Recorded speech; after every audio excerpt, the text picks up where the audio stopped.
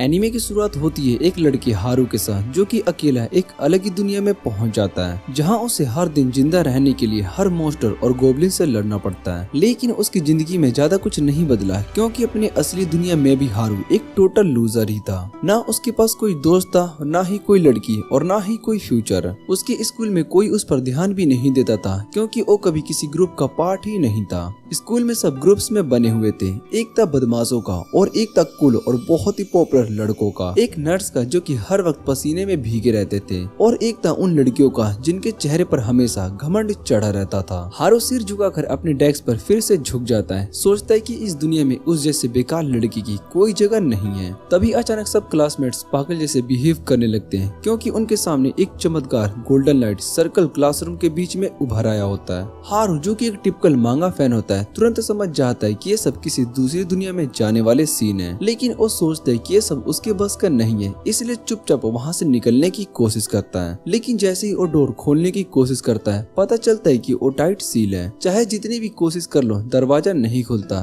तब तक magic circle पूरे क्लासरूम में फैल जाता है और सब स्टूडेंट्स धीरे धीरे उसमें खींच लिए जाते हैं। हारू सोचता है कि वो इस चक्कर से बच जाएगा, तो वो एक एयर डक्ट में जंप मार देता है, लेकिन किस्मत उसका साथ नहीं देती। मैजिक सर्कल एयर डक्ट तक पहुंच जाता है और हारू भी बाकी सभी की तरह सफेद और खाली स्पेस में खींच लिया जाता है। वो इधर उधर देखता है, सोचता है कि अब शायद से कोई अगले किंग आएगा जिसके साथ कोई सुंदर सी प्रिंसेस होगी, लेकिन कुछ भी नहीं होता। फिर थोड़ी देर के बाद एक बूढ़ा आदमी भागते हुए उसके पास आता है और हाथों के इशारों से बात करने लगता है। हारू किसी तरह समझ जाता है कि उसके सारे क्लासमेट्स पहले ही दूसरी दुनिया में भेजे जा चुके हैं और उन्होंने अपनी स्किल भी चूज कर ली है। अब बूढ़ा उससे कहता है कि तुम्हें भी एक स्किल को चूज करनी होगी। हारू बहुत ही एक्साइटेड हो जाता है, लेकिन जैसे ही वो स्किल की लिस्ट को देखता है, उसका मूड फिर से खराब हो जाता है। 50 स्किल में से 43 ऑलरेडी चूज हो चुकी होती है। चीट स्किल तो गायब ही हो चुकी होती है। अब उसके पास बची होती है यूजलेस टाइप की स्किल, और उनको देखकर तो लगता है कि एक जेलीफिश भी उससे ज्यादा पावरफुल होगी। हारू गुस्से में आकर उस बूढ़े आदमी को झटका देता है जैसे कि कोई थैला हो। वो चीख कर कहता है कि तुम लोग स्किल को स्टॉक करके रखा करो, और अगर रख नहीं सकते हो तो इतने लोगों को समन क्यों कर लेते हो। उसका फ्रस्ट्रेशन पीक पर होता है।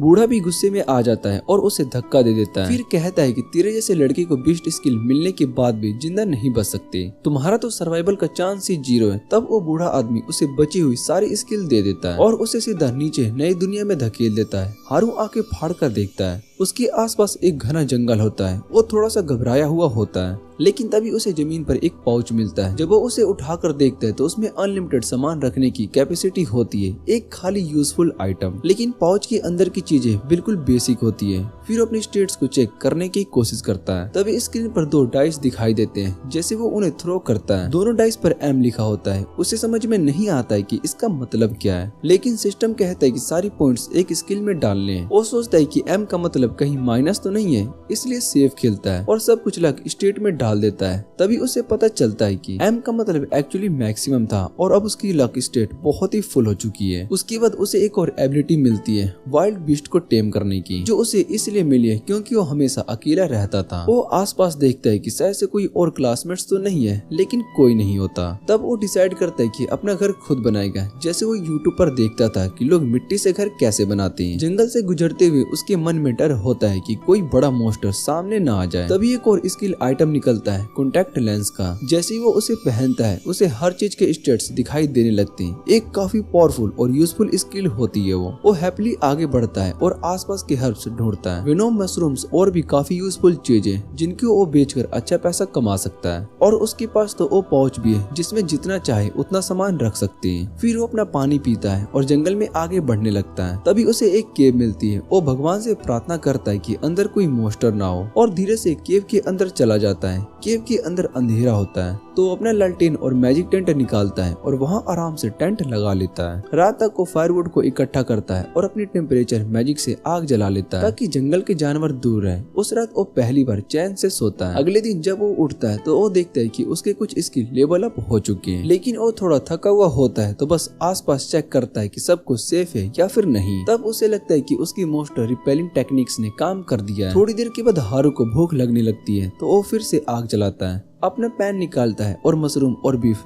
जेरकी को सेकने लगता है, एकदम किसी कुकिंग एक्सपर्ट की तरह। खाना काफी अच्छा होता है और हारू सोचता है कि क्या वो यहाँ पर एक मसल फार्मर की तरह जी सकता है, पर फिर उसे याद आता है कि प्रोटीन पाउडर तो है ही नहीं। तो वो कैब से बाहर निकलता है और जंगल में कुछ हर्ब्स ढूंढने लगता है जो मसल्स बनाने में मदद कर सकती है। जैसे ही वो हर्ब्स को इकट्ठा कर रहा होता है, उसे पीछे से कुछ आवाज आती है। जब वो प्लांट को देखता है तो उसे कुछ गोब्लिन्स दिखाई देते हैं जो जमीन से छोटी मोटी चीजें उठा रहे होते हैं। हारू तुरंत डर जाता है और एक झाड़ी के पीछे छिप जाता है। गोब्लिन कुछ अजीब से गाने गा रहे होते हैं जिससे हारू और भी ज्यादा अनकंफर्टेबल फील करता है। तब वो डिसाइड करता है कि बस और नहीं। वो अपनी लकड़ी निकालता है और वो सोचता है कि क्या सिर्फ इससे वो 2 गोब्लिन से निपट पाएगा। सेफ्टी के लिए थोड़ा सा मैजिक कार्ड लगाता है और सीधा दोनों गोब्लिन्स की तरफ भागता है। पहले गोब्लिन के सर पर जोर से लकड़ी मार देता है। एक बार मारते ही उसके अंदर नई एनर्जी आ जाती है और वो उस गोब्लिन को इतना पीट देता है कि बेचारा बेहोश ही हो जाता है। दूसरा गोब्लिन डर जाता है लेकिन फिर भी अटैक करता है, लेकिन हारू अब अलर्ट होता है। वो आसानी से उसके अटैक को डॉज करता है, उसके सर पर एक और वार करता है और एक छोटी सी मैजिक ब्लास्ट मारकर उसे भी गिरा देता है। उसके बाद हारू अपना चेहरा धो लेता है। सूरज ढलने लगता है तो वो वापिस से केव की तरफ निकल पड़ता है। आज का दिन काफी थका देने वाला था। वापिस जाकर वो फिर से मशरूम को रोस्ट करता है एकदम जंगली आदमी की तरह और अपने स्टेट्स को चेक करता है। उसे पता चलता है कि उसकी कई एबिलिटीज लेवल अप हो चुकी है, जो कि एक बहुत ही अच्छी बात होती है। लेकिन वो सोचता है कि अगर गोब्लिन्स वापस आ गए और उसे केव में अकेला देख ले तो क्या होगा। ये सोचकर वो और भी डर जाता है और वो सोचता है कि थोड़ा सा वर्कआउट करता हूँ ताकि मन हल्का हो जाए। फिर वो सो जाता है। अगले दिन सुबह उठता है और फिर से ब्रेकफास्ट में मशरूम मिलते हैं और अब वो थोड़ा सा बोर हो चुका होता है। वो सोचता है कि क्या कहीं से थोड़ा सा मीट मिल सकता है क्या। फिर याद करता है कि अगर उसने ऐसा बोला होता तो उसके क्लास के वेगन्स उसका शिकार बना लेते हैं। वो फिर से तैयार होता है, थोड़ी मैजिक से अपने स्टेट्स को बूस्ट करता है और अपनी लकड़ी हाथ में लेकर निकल पड़ता है। थोड़ी देर के बाद उसे जमीन पर एक आइटम दिखाई देता है, लेकिन वो फिर से एक बेकार सा मशरूम ही होता है। वो उसे जमीन पर फेंक देता है और मीट ढूंढने के लिए निकल पड़ता है, जैसे कि मीट पेड़ों पर उगता हो।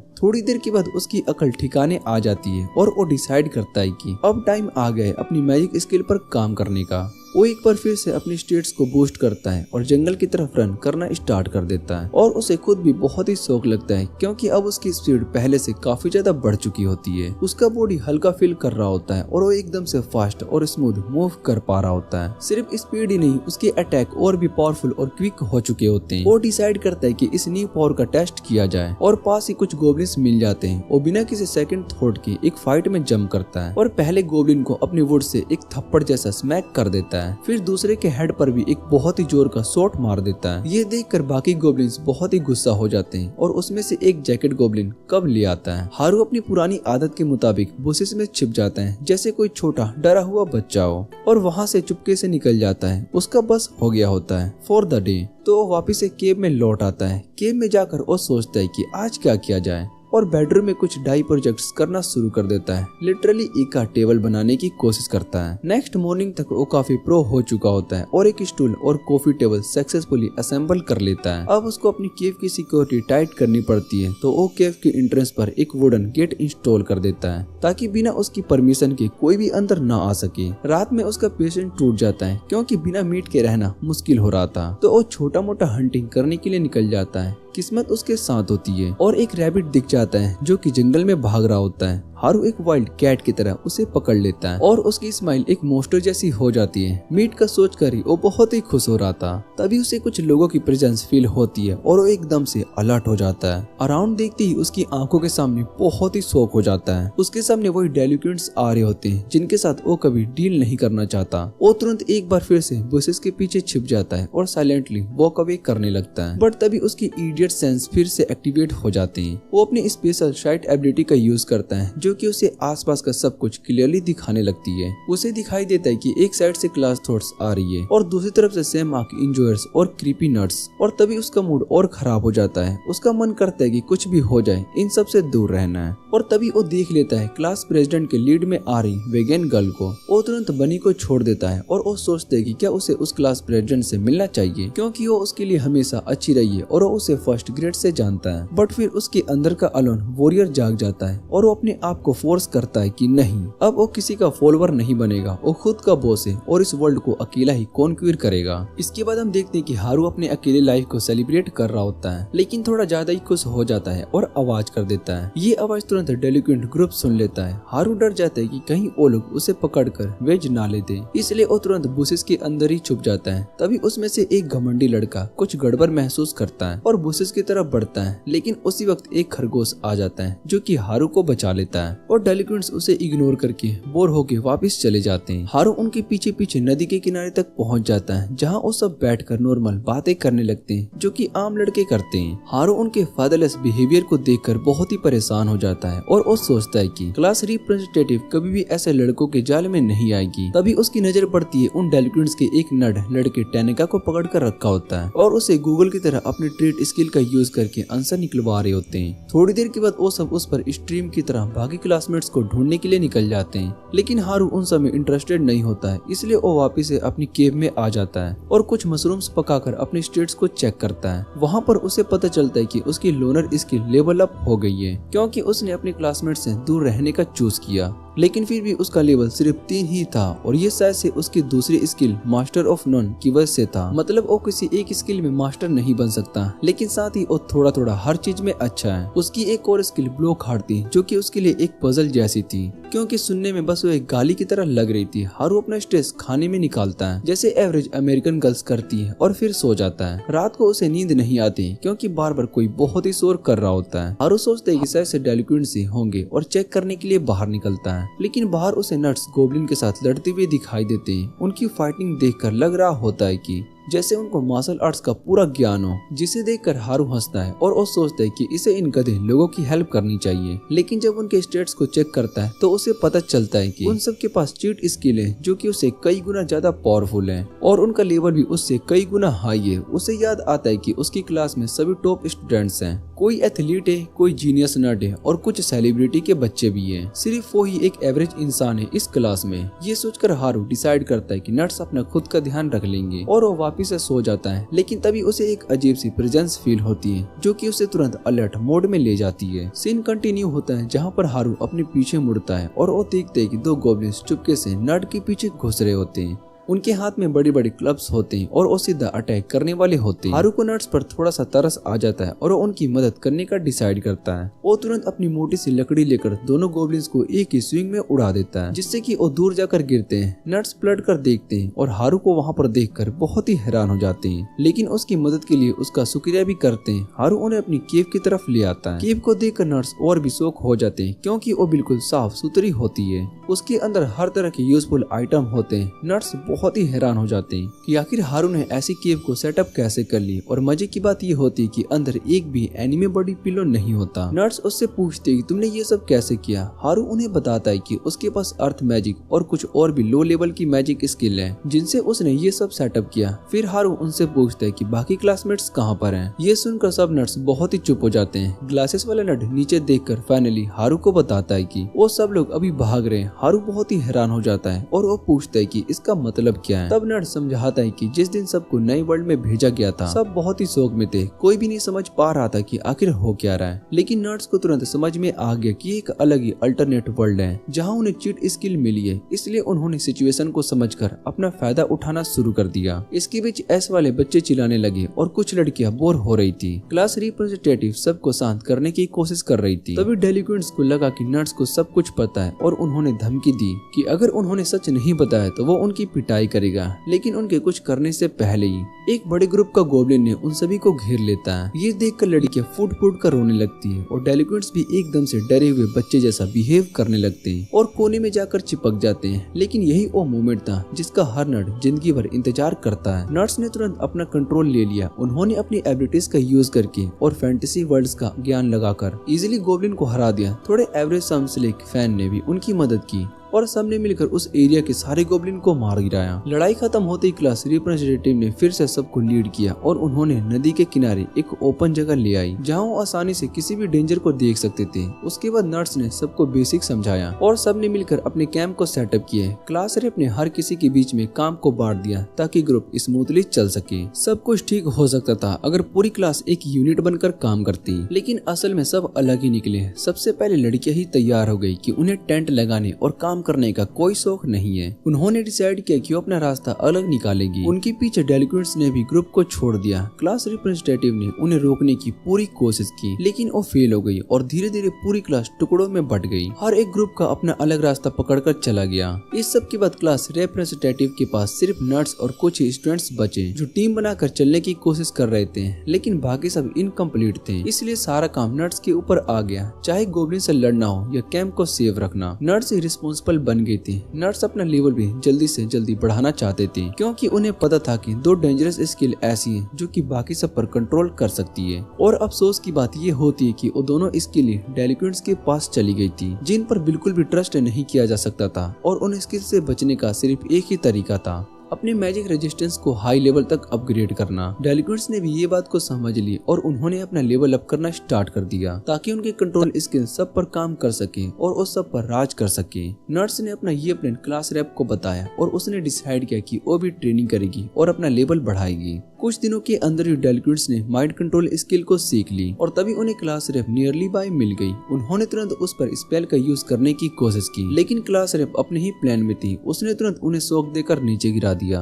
बाद में नर्स ने उन डेलिक्वेंट्स को कैंप तक वापस खींच कर लाया, जहां उनकी सारी प्लानिंग सामने आ गई। सबने डिसाइड किया कि डेलिक्वेंट्स को ग्रुप से बाहर निकाल दिया जाए, लेकिन कहानी यहीं पर खत्म नहीं होती। ये लूजर्स वापिस से आए और अपनी ही क्लास पर अटैक करने लगे। उन्होंने कैंप को अलग कर दिया और नर्स का पीछा करने लगे ताकि उन्हें सबक सिखा सके। पूरा कैंप तबाह हो गया, क्योंकि कोई भी डेलिक्वेंट के खिलाफ खड़ा होने की हिम्मत नहीं कर पा रहा था। ये देखकर नर्स का दिल टूट गया, क्योंकि कैंप बनाने में उन्होंने सबसे ज्यादा मेहनत की थी और ऊपर से लड़कियां भी नर्स पर इल्जाम लगाने लगी थी कि ये सब उन्हीं की वजह से हुआ है। उन्होंने कहा कि नर्स को डेलिक्वेंट से पंगा नहीं लेना चाहिए था। जब नर्स अपनी बातों का प्रूफ नहीं दे पा रहे थे तो पूरी क्लास उनके खिलाफ हो गई। सिर्फ क्लास रेप ही उनके सपोर्ट में आई, लेकिन माहौल इतना awkward हो गया था कि नर्स ने डिसाइड कर लिया था कि उन्हें अपना रास्ता अलग करना ही पड़ेगा। ये सब सुनकर हारू एकदम से शॉक हो गया। उसने नर्स को जोर से गले लगाया और बोला, तुम लोग असली हीरो हो यार, और फिर सबको ट्रीट देने का डिसाइड किया। रात भर उन्होंने श्रोम्स खाए, जैसे कि माइक टायसन पॉडकास्ट पे स्नैक्स खा रहे हो। अगली सुबह हारू ने उनको एक बैग श्रोम्स का दिया और अलविदा कहा। नर्स ने उससे पूछा, क्या तुम हमारे साथ एडवेंचर करने के लिए टाउन चलोगे, क्योंकि तुम हम में से सबसे ज्यादा मैच करते हो। लेकिन हारू ने तुरंत मना कर दिया और बोला, मैं लोनर हूँ और मुझे अकेला ही रहना पसंद है, और लिटरली उन्हें कुत्ते जैसा दौड़ाकर भगा दिया। वापस जाते वक्त उसने सोचा कि अपने बाकी के क्लासमेट्स को चेक करे, खासकर क्लास रैप को, लेकिन रास्ते में उसका टकराव एक रैबिट वुल्फ से हो गया। वुल्फ ने उसके हाथ पर जोर से काट लिया, लेकिन हारू ने अपना डंडा उसके सर पर बजा दिया और बेचारा वुल्फ एक ही हिट में गिर गया। हारू अलग दौड़ गया। रात होते होते उस एरिया तक पहुंच जाता है। उसके क्लासमेट्स कैंप करके बैठे थे, लेकिन अब वहां पर बस जले हुए लकड़े और कैंप के कुछ रेमेंस ही बचे थे। उसने तुरंत अपनी ट्रैकिंग स्किल की यूज की और फुट स्टेप को फॉलो करने लगा, और तभी उसे कुछ महसूस हुआ, कुछ वॉइस उसकी तरफ सीधा आ रही है। हारू ने छुपने की कोशिश की, लेकिन वो उसे देख लेती है और चिल्लाती है, रुक जा। हारू बिना पीछे देखे भागना शुरू कर देता है, क्योंकि उसे पता था कि never stick your mind in crazy. लेकिन होश ने उसे रोका और पूछा, नर्स कहाँ पर है? हारू ने हंसी में जवाब दिया, क्या अब भी तुम उनसे काम करवाना चाहती हो? लेकिन होइस चुप करा देती है और वो कह देती है कि उन्हें अपनी गलती का बहुत ही एहसास हो गया है। हम अभी तक जिंदा रह पाए सिर्फ नर्स की वजह से ही। हारू ने उनसे कहा, अब जाने दो, तो वो अब तक काफी दूर निकल चुके होंगे। तुम लोग उनका पीछा तभी कर सकती हो अगर रास्ते में आने वाले मॉन्स्टर को खुश करना आता हो। उसने उन्हें वॉर्न किया कि अगर वो नर्स के पीछे भाग गई तो बस बेकार में मरेंगी। लेकिन उसके सरप्राइज में होइस रोने लगी और चिल्लाने लगी कि उन्हें बस नर्स से माफी मांगनी है। ग्रुप की कैप्टन ने नर्स से लिटरली भीख मांगी, प्लीज हमें सिखा दो कैसे सरवाइव करें जब तक कि हम नर्स को ढूंढ नहीं लेते। और साथ ही साथ उसने एक शेडी प्रॉमिस भी कर डाला, अगर तुम हमें ट्रेन करोगे तो तुम्हें मिलेगा सुपर अल्ट्रा गेस 2000। हारू सोचता है कि ये क्या बकवास है, लेकिन फिर भी मान जाता है। अगली सुबह होइस उसके पीछे एकदम से लॉस्ट पपीज की तरह चलती है, और जो भी मॉन्स्टर हारू मार देता है वो तुरंत उस पर लूट पड़ देती है, जैसे उन्होंने खुद शिकार किया हो। एक लड़की को चोट लग जाती है तो हारू उसे अपना पोषण देता है, लेकिन वो बेवकूफ समझ नहीं पाती है और वो सोचती कि ये शैम्पेन है, और बिना सोचे समझे पूरा का पूरा पोषण हारू के ऊपर छिड़क देती है। हारू एकदम से परेशान हो जाता है और वो सोचता है कि बस यार, अब वापस अपनी केप में लौट कर चैन से सोऊंगा। तभी उसके सामने क्लास रेप आ जाती है और उसे देख लेती है। हारू एकदम से ब्लैंक हो जाता है। तभी क्लास रेप उसे देखकर खुश हो गई होती है कि उसका नाम पुकारने लगी, लेकिन हारू अपने ख्यालों में इतना घुस गया होता है कि उसने ध्यान तक नहीं दिया। अंत में क्लास रेप ने जोर से चिल्लाकर उसका ध्यान खींच लिया। हारू बहुत ही हैरान हो गया कि क्लास रेप बिल्कुल उसके सामने खड़ी है। उसके दिमाग में एक ही सवाल चल रहे थे, क्या मुझे अब मौका मिलेगा स्कोर करने का या फिर से वो डेलिक्वेंट्स का आ जाएगा। लेकिन क्लास रेप को उसका लेट नाइट गर्ल के साथ घूमना जरा भी पसंद नहीं आया। उसने सीधा पूछ लिया, क्या बात है हारू, ये इंस्टाग्राम वाली थॉट्स तेरे साथ क्यों घूम रही है। हारू तुरंत क्वेश्चन को डॉज करने लगा, लेकिन बाकी लड़कियां उसे घूर घूर कर देखने लगी जैसे उसे अभी जिंदा खा जाएगी। क्लास रेप ने उसे वहीं रुकने को बोला और सीधा उन लड़कियों से सवाल जवाब करना शुरू कर दिए। हारू के दिमाग में था ही क्या, उसे ना तो इन थॉट्स का कोई सर्विस चाहिए थी और ना ही वो इनके ड्रामे में पढ़ना चाहता था। वो बस अपना अकेला लाइफ स्टाइल में अकेला रहना चाहता था। लेकिन मजबूरी में उसे बैठना पड़ा जबकि लड़कियां अपनी फ्यूचर प्लान डिस्कस कर रही थी। बोरेड होकर हारू ने डिसाइड किया कि चलो थोड़ा सा मैजिक प्रैक्टिस ही कर लेते हैं। उसने अपने अर्थ मैजिक से कुछ स्पेल को चैंट किए, लेकिन गलती से उल्टा हो गया और बेचारा खुद ही जमीन के नीचे अटक गया। क्लास रेप थोड़ी देर के लिए टेंशन में आ गई, लेकिन अपना स्ट्रॉन्ग पुल आउट गेम दिखाने लगी और उसने आसानी से हारू को खींचकर बाहर निकाल लिया। अब उसके दिल में थोड़ा सा भरोसा आ गया कि हारू असल में हार्मलेस है। उसने सोचा बस इसने इन थॉट्स की हेल्प इसलिए की थी ताकि बदले में थोड़ा फ्री सर्विस मिल सके। इसे तो बस एक बिजनेस डील समझा जा सकता था। इस बात को मानकर क्लास रेप और उसकी गर्ल्स गैंग ने हारू से माफी मांगी और उन्होंने उसकी बुराई की थी। लेकिन हारू का इन सब में जीरो इंटरेस्ट था। उसका मन बस अपनी केव में लौटकर अपने लकड़ी के साथ अकेला टाइम स्पेंड करने का था। जैसे ही उसने घर का जिक्र किया, लड़कियों का इंटरेस्ट एकदम से हाई हो गया। उन्होंने तुरंत उससे पूछा, वेट, क्या तुम यहाँ पर जन्म लिए हो? हारू ने सोचा और बोला, नहीं, मैं बस तुम्हारी वजह से इस दुनिया में आया था। बस फ्री टाइम था तो मैंने सोचा अपना घर बना लूं।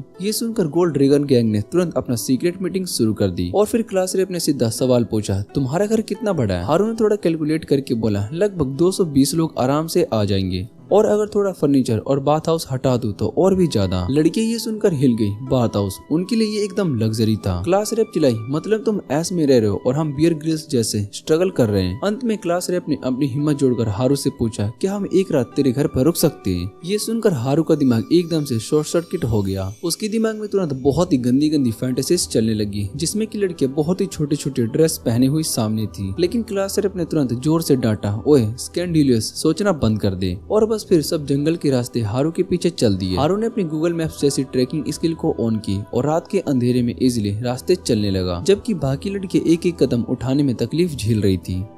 इसके बाद हमें दिखाया जाता है कि लंबे वक्त तक चलने के बाद आखिरकार वो सब उनके घर पहुंच जाते हैं। सभी सांस फूलते हुए उसके घर के अंदर आते हैं और उनका स्वागत करता है अपने बिल्कुल ही सिंपल ना होने वाले घर में। जैसे ही वो अंदर आते हैं, सभी लड़कियां उसके घर के लग्जरियस के सामान को देखकर बहुत ही हैरान हो जाती है। हारू सोचते है कि क्या इसने हैरम बनाने का प्रोसेस लास्ट फॉरवर्ड कर दिया है। लेकिन सबसे ज्यादा इंटरेस्टिंग तब आता है जब वो लड़कियां बाथरूम देखती है और वो बिना टाइम वेस्ट किए अपने कपड़े उतार देती है। वो सभी लड़कियां एक साथ बाथरूम के अंदर चली जाती है और नहाने लगती है, जबकि हारू बाहर खड़ा होकर सोच रहा होता है कि शायद से जंगल की लाइफ ने उसकी फेमिनिटी को तोड़कर उन्हें बिल्कुल ही सेवेज बना दिया है। फिर हारू डिसाइड करता है कि अब रात काफी हो गई है और अपना टेंट में ही जाकर आराम करे। उसे अपना पर्सनल स्पेस मिलकर काफी खुशी होती है, लेकिन उसकी शांति तोड़ देती है क्लास रेप, जो कि उसके टेंट में आ जाती है और नॉन स्टॉप बोलने लगती है कि कैसे दूसरे लड़कों ने उन्हें जंगल में अकेला छोड़ दिया, कैसे स्ट्रॉन्ग और इंडिपेंडेंट लड़कियां अपने स्टैनी कप्स और आइस्ड पंपकिन स्पीच लेट के बिना सर्विस कर रही थी। लेकिन हारू का घर उसके लिए एक बहुत ही बड़ी राहत लेकर आया था। हारू उससे कहता है कि तुमने बहुत ही अच्छा काम किया, सभी को मोटिवेट करके और उन्हें प्रोटेक्ट करके। तुम्हें खुद को उन वीर जैसे लोगों से कंपेयर करने की कोई जरूरत नहीं है जो कि सारी जिंदगी इस उम्मीद में काम करते रहते हैं कि एक दिन अल्टरनेट वर्ल्ड में जाएंगे। ये सुनकर क्लास रेप उसका शुक्रिया करती है और घर के अंदर चली जाती है, जहाँ सभी लोग चैन की नींद से सो जाते हैं। हारू अपने टेंट से बाहर निकलकर वीड जलाता है और लड़कियों के बारे में सोचता हुआ प्रोटीन शेक बनाने की प्रैक्टिस करने लगता है। अगली सुबह वो उठता है और मन ही मन में दुआ करता है कि कोई उसके टेंट में ब्लैक लाइट न डाले। तभी उसको अपने टेंट में एक पर्पल हेयर वाली लड़की दिखाई देती है। हारू सोचता है कि कहीं ये वही अल्बामा वाली स्टेप से सीन तो नहीं है, लेकिन वो लड़की असल में उसकी एक क्लासमेट निकलती है। वो हारू से कहती है कि ब्रेकफास्ट के लिए रेडी हो जाओ, क्योंकि उन्होंने मशरूम और फिश बनाई है। ये सुनकर हारू इतना हैरान हो जाता है कि गलती से उसका सर उस लड़की के सिर से टकरा जाता है। फिर वो तुरंत बाहर भागकर मछली को भूखे भेड़ियों की तरह खाना शुरू कर देता है। क्लास रेप उसको देखकर पूछती है कि तुम ऐसा बिहेव क्यों कर रहे हो, जैसे कि तुमने पहली बार मछली को देखी है। हारू गुस्से में बोलता है कि चुप रहो, मैं हर दिन नदी पर जाता हूँ, वहीं पर बैठकर फिशेस देखता हूँ, जबकि उन्हें पकड़ भी नहीं पाता हूँ और ये बहुत ही गंदे मशरूम खा रहा हूँ कितने दिनों से मैं। क्लास रेप फिर पूछती है कि अगर तुम हर दिन मछली देखते हो तुमने कभी उन्हें पकड़ा क्यों नहीं। हारू हंसकर कहता है कि ओ फिश, कल रात तो मेरी टाइमिंग से भी बहुत ही ज्यादा स्लिपरी है, इसलिए पकड़ना मुश्किल है। फिर वो पूछता है कि तुमने ये मछलियाँ कैसे कैसे पकड़ी। क्लास रैप कहती है कि हमें स्लिपरी चीजों को हैंडल करने का एक्सपीरियंस है और ऊपर से हमारे पास मैजिक भी है। तभी एक लड़की उसे दिखाती है कि वो अपने लाइटिंग मैजिक का यूज करके कैसे फिश को सोख करके पकड़ती है। ये देखकर हारू बहुत ही एक्साइटेड हो जाता है और वो कहता है कि मुझे एक बार और दिखाना। वो लड़की फिर से एक लाइटिंग बॉल बनाती है, लेकिन इस बार हारू उसके पास जाकर उस लाइटनिंग को ही एक प्लास्टिक क्यूब के अंदर कवर कर लेता है और उसे पानी में फेंक देता है और तभी सारी फिशेस एक बार में ही मर जाती है। सीन आगे बढ़ता है जहाँ पर हारू लाइटिंग मैजिक भी सीख लेता है और ये देखकर वो खुद बहुत ही ज्यादा एक्साइटेड हो जाता है। लड़कियां थोड़ी कंफ्यूज्ड होती है, लेकिन हारू उन्हें बताता है कि अपनी पैकिंग मैजिक की मदद से वो एलिमेंटल मैजिक भी सीख सकता है। ये सुनकर क्लास रैप सोचती है कि ये तो बिल्कुल एक चीट स्किल लग रही है, लेकिन हारू उससे कहता है कि जो बूढ़ा खुद को गॉड बोलता था उसने मुझे बस बेकार सी एबिलिटीज दी थी और ये बस एक लूप होल है जो मुझे बाद में समझ आया जब तुम सब पानी में खेल रही थी। फिर हारू क्लास रैप से पूछते कि अब उसके आगे के प्लान्स क्या हैं। रैप कहते हैं कि वो लोग पहले पास वाले सिटी जाएंगे और वहाँ पर अपना काम ढूंढेंगे। हारू थोड़ी देर सोचता है और कहता है कि अभी तो तुम सब उतने स्ट्रॉन्ग और इंडिपेंडेंट नहीं हो जितना कि सोचती हो, तुम्हें अपना लेवल बढ़ाना होगा। और ये सुनकर लड़कियां इरिटेट हो जाती है, उन्हें लगता है कि स्किम्पी क्लॉथ पहन लेने से वो बहुत ही ज्यादा पावर मिल गई है उन्हें। लेकिन हारू को पता होता है कि असल में ये सब बेकार की लड़कियां हैं जिनके अंदर कोई भी स्किल नहीं है। क्लास रैप फिर हारू से पूछती क्या उनका लेवल बढ़ाने में हेल्प करेगा। हारू तुरंत हाँ कह देता है और उनकी बेसिक ट्रेनिंग स्टार्ट कर देता है। जब हारू उनके लेवल को चेक करता है तो उसे पता चलता है कि उनमें से सबसे कम लेवल वाली भी उससे ज्यादा है, उसका लेवल 16 होता है जबकि उसका खुद का लेवल सिर्फ 7 पर होता है। ये देखकर हारू सोचता है कि मैं इन्हें क्या सिखाऊंगा जब ये ऑलरेडी मुझसे सबसे ज्यादा स्ट्रॉन्ग है। तभी पीछे बुशेस में से कुछ आवाज आती है। हारू उनका ध्यान उधर दिलाता है और कहता है कि एक ग्रुप वुल्फ छुपकर उनका वेट कर रहे हैं ताकि उनके जूसेस पीसेस पर हमला कर सके। हारू उन लड़कियों को रेस्ट देने के लिए कहता है अब तुम लोग इन वुल्फ से लड़ाई करो। लड़कियां कॉन्फिडेंट फील करती है जैसे कि मॉडर्न एरा की इम्पावर्ड वीमेन है, लेकिन जैसे ही फाइट स्टार्ट होती है सभी लड़की यूजलेस निकलती है और वुल्फ से बुरी तरीके से पिट जाती है। इस बेइज्जती के बाद सब लड़कियां हीरो के टेंट में आ जाती है और अपने फ्यूचर के प्लान सोचने लगती है। क्योंकि इनके पास कोई भी खास स्किल नहीं होती है तो उनके पास सिर्फ 2 ही ऑप्शन बचे होते हैं, या तो किचन में वापस जाए या फिर एक सुगर डैडी चुन ले। क्लास रैप कहती है कि रिच मैन ढूंढना इजी होगा और बाकी सब भी उसकी बात मानकर इम्पावर्ड फील करने लगती है। वहीं दूसरी तरफ सुबह वाली पिंक हेयर वाली लड़की हारू से माफी मांगती है कि वो बिना परमिशन के उसके टेंट में आ गई थी। उसका कहना था कि वो सिर्फ ये कंफर्म करना चाहती कि हारू एक हार्मलेस बंदा है और उन डेलिक्वेंट्स जैसा नहीं है। हारू कहता है कि इसमें टेंशन लेने वाली कोई बात नहीं है और फिर वो अपने टेंट में सो जाता है। अगली सुबह हारू उठकर फिर से फिश का मजेदार ब्रेकफास्ट करता है, लेकिन खाना खाते वक्त उसके कान में पड़ता है कि कुछ लड़कियां जंगल में वापस जा रही है ताकि अपने सो कोड वुमेनली चार्म से वुल्फ्स को हरा सके।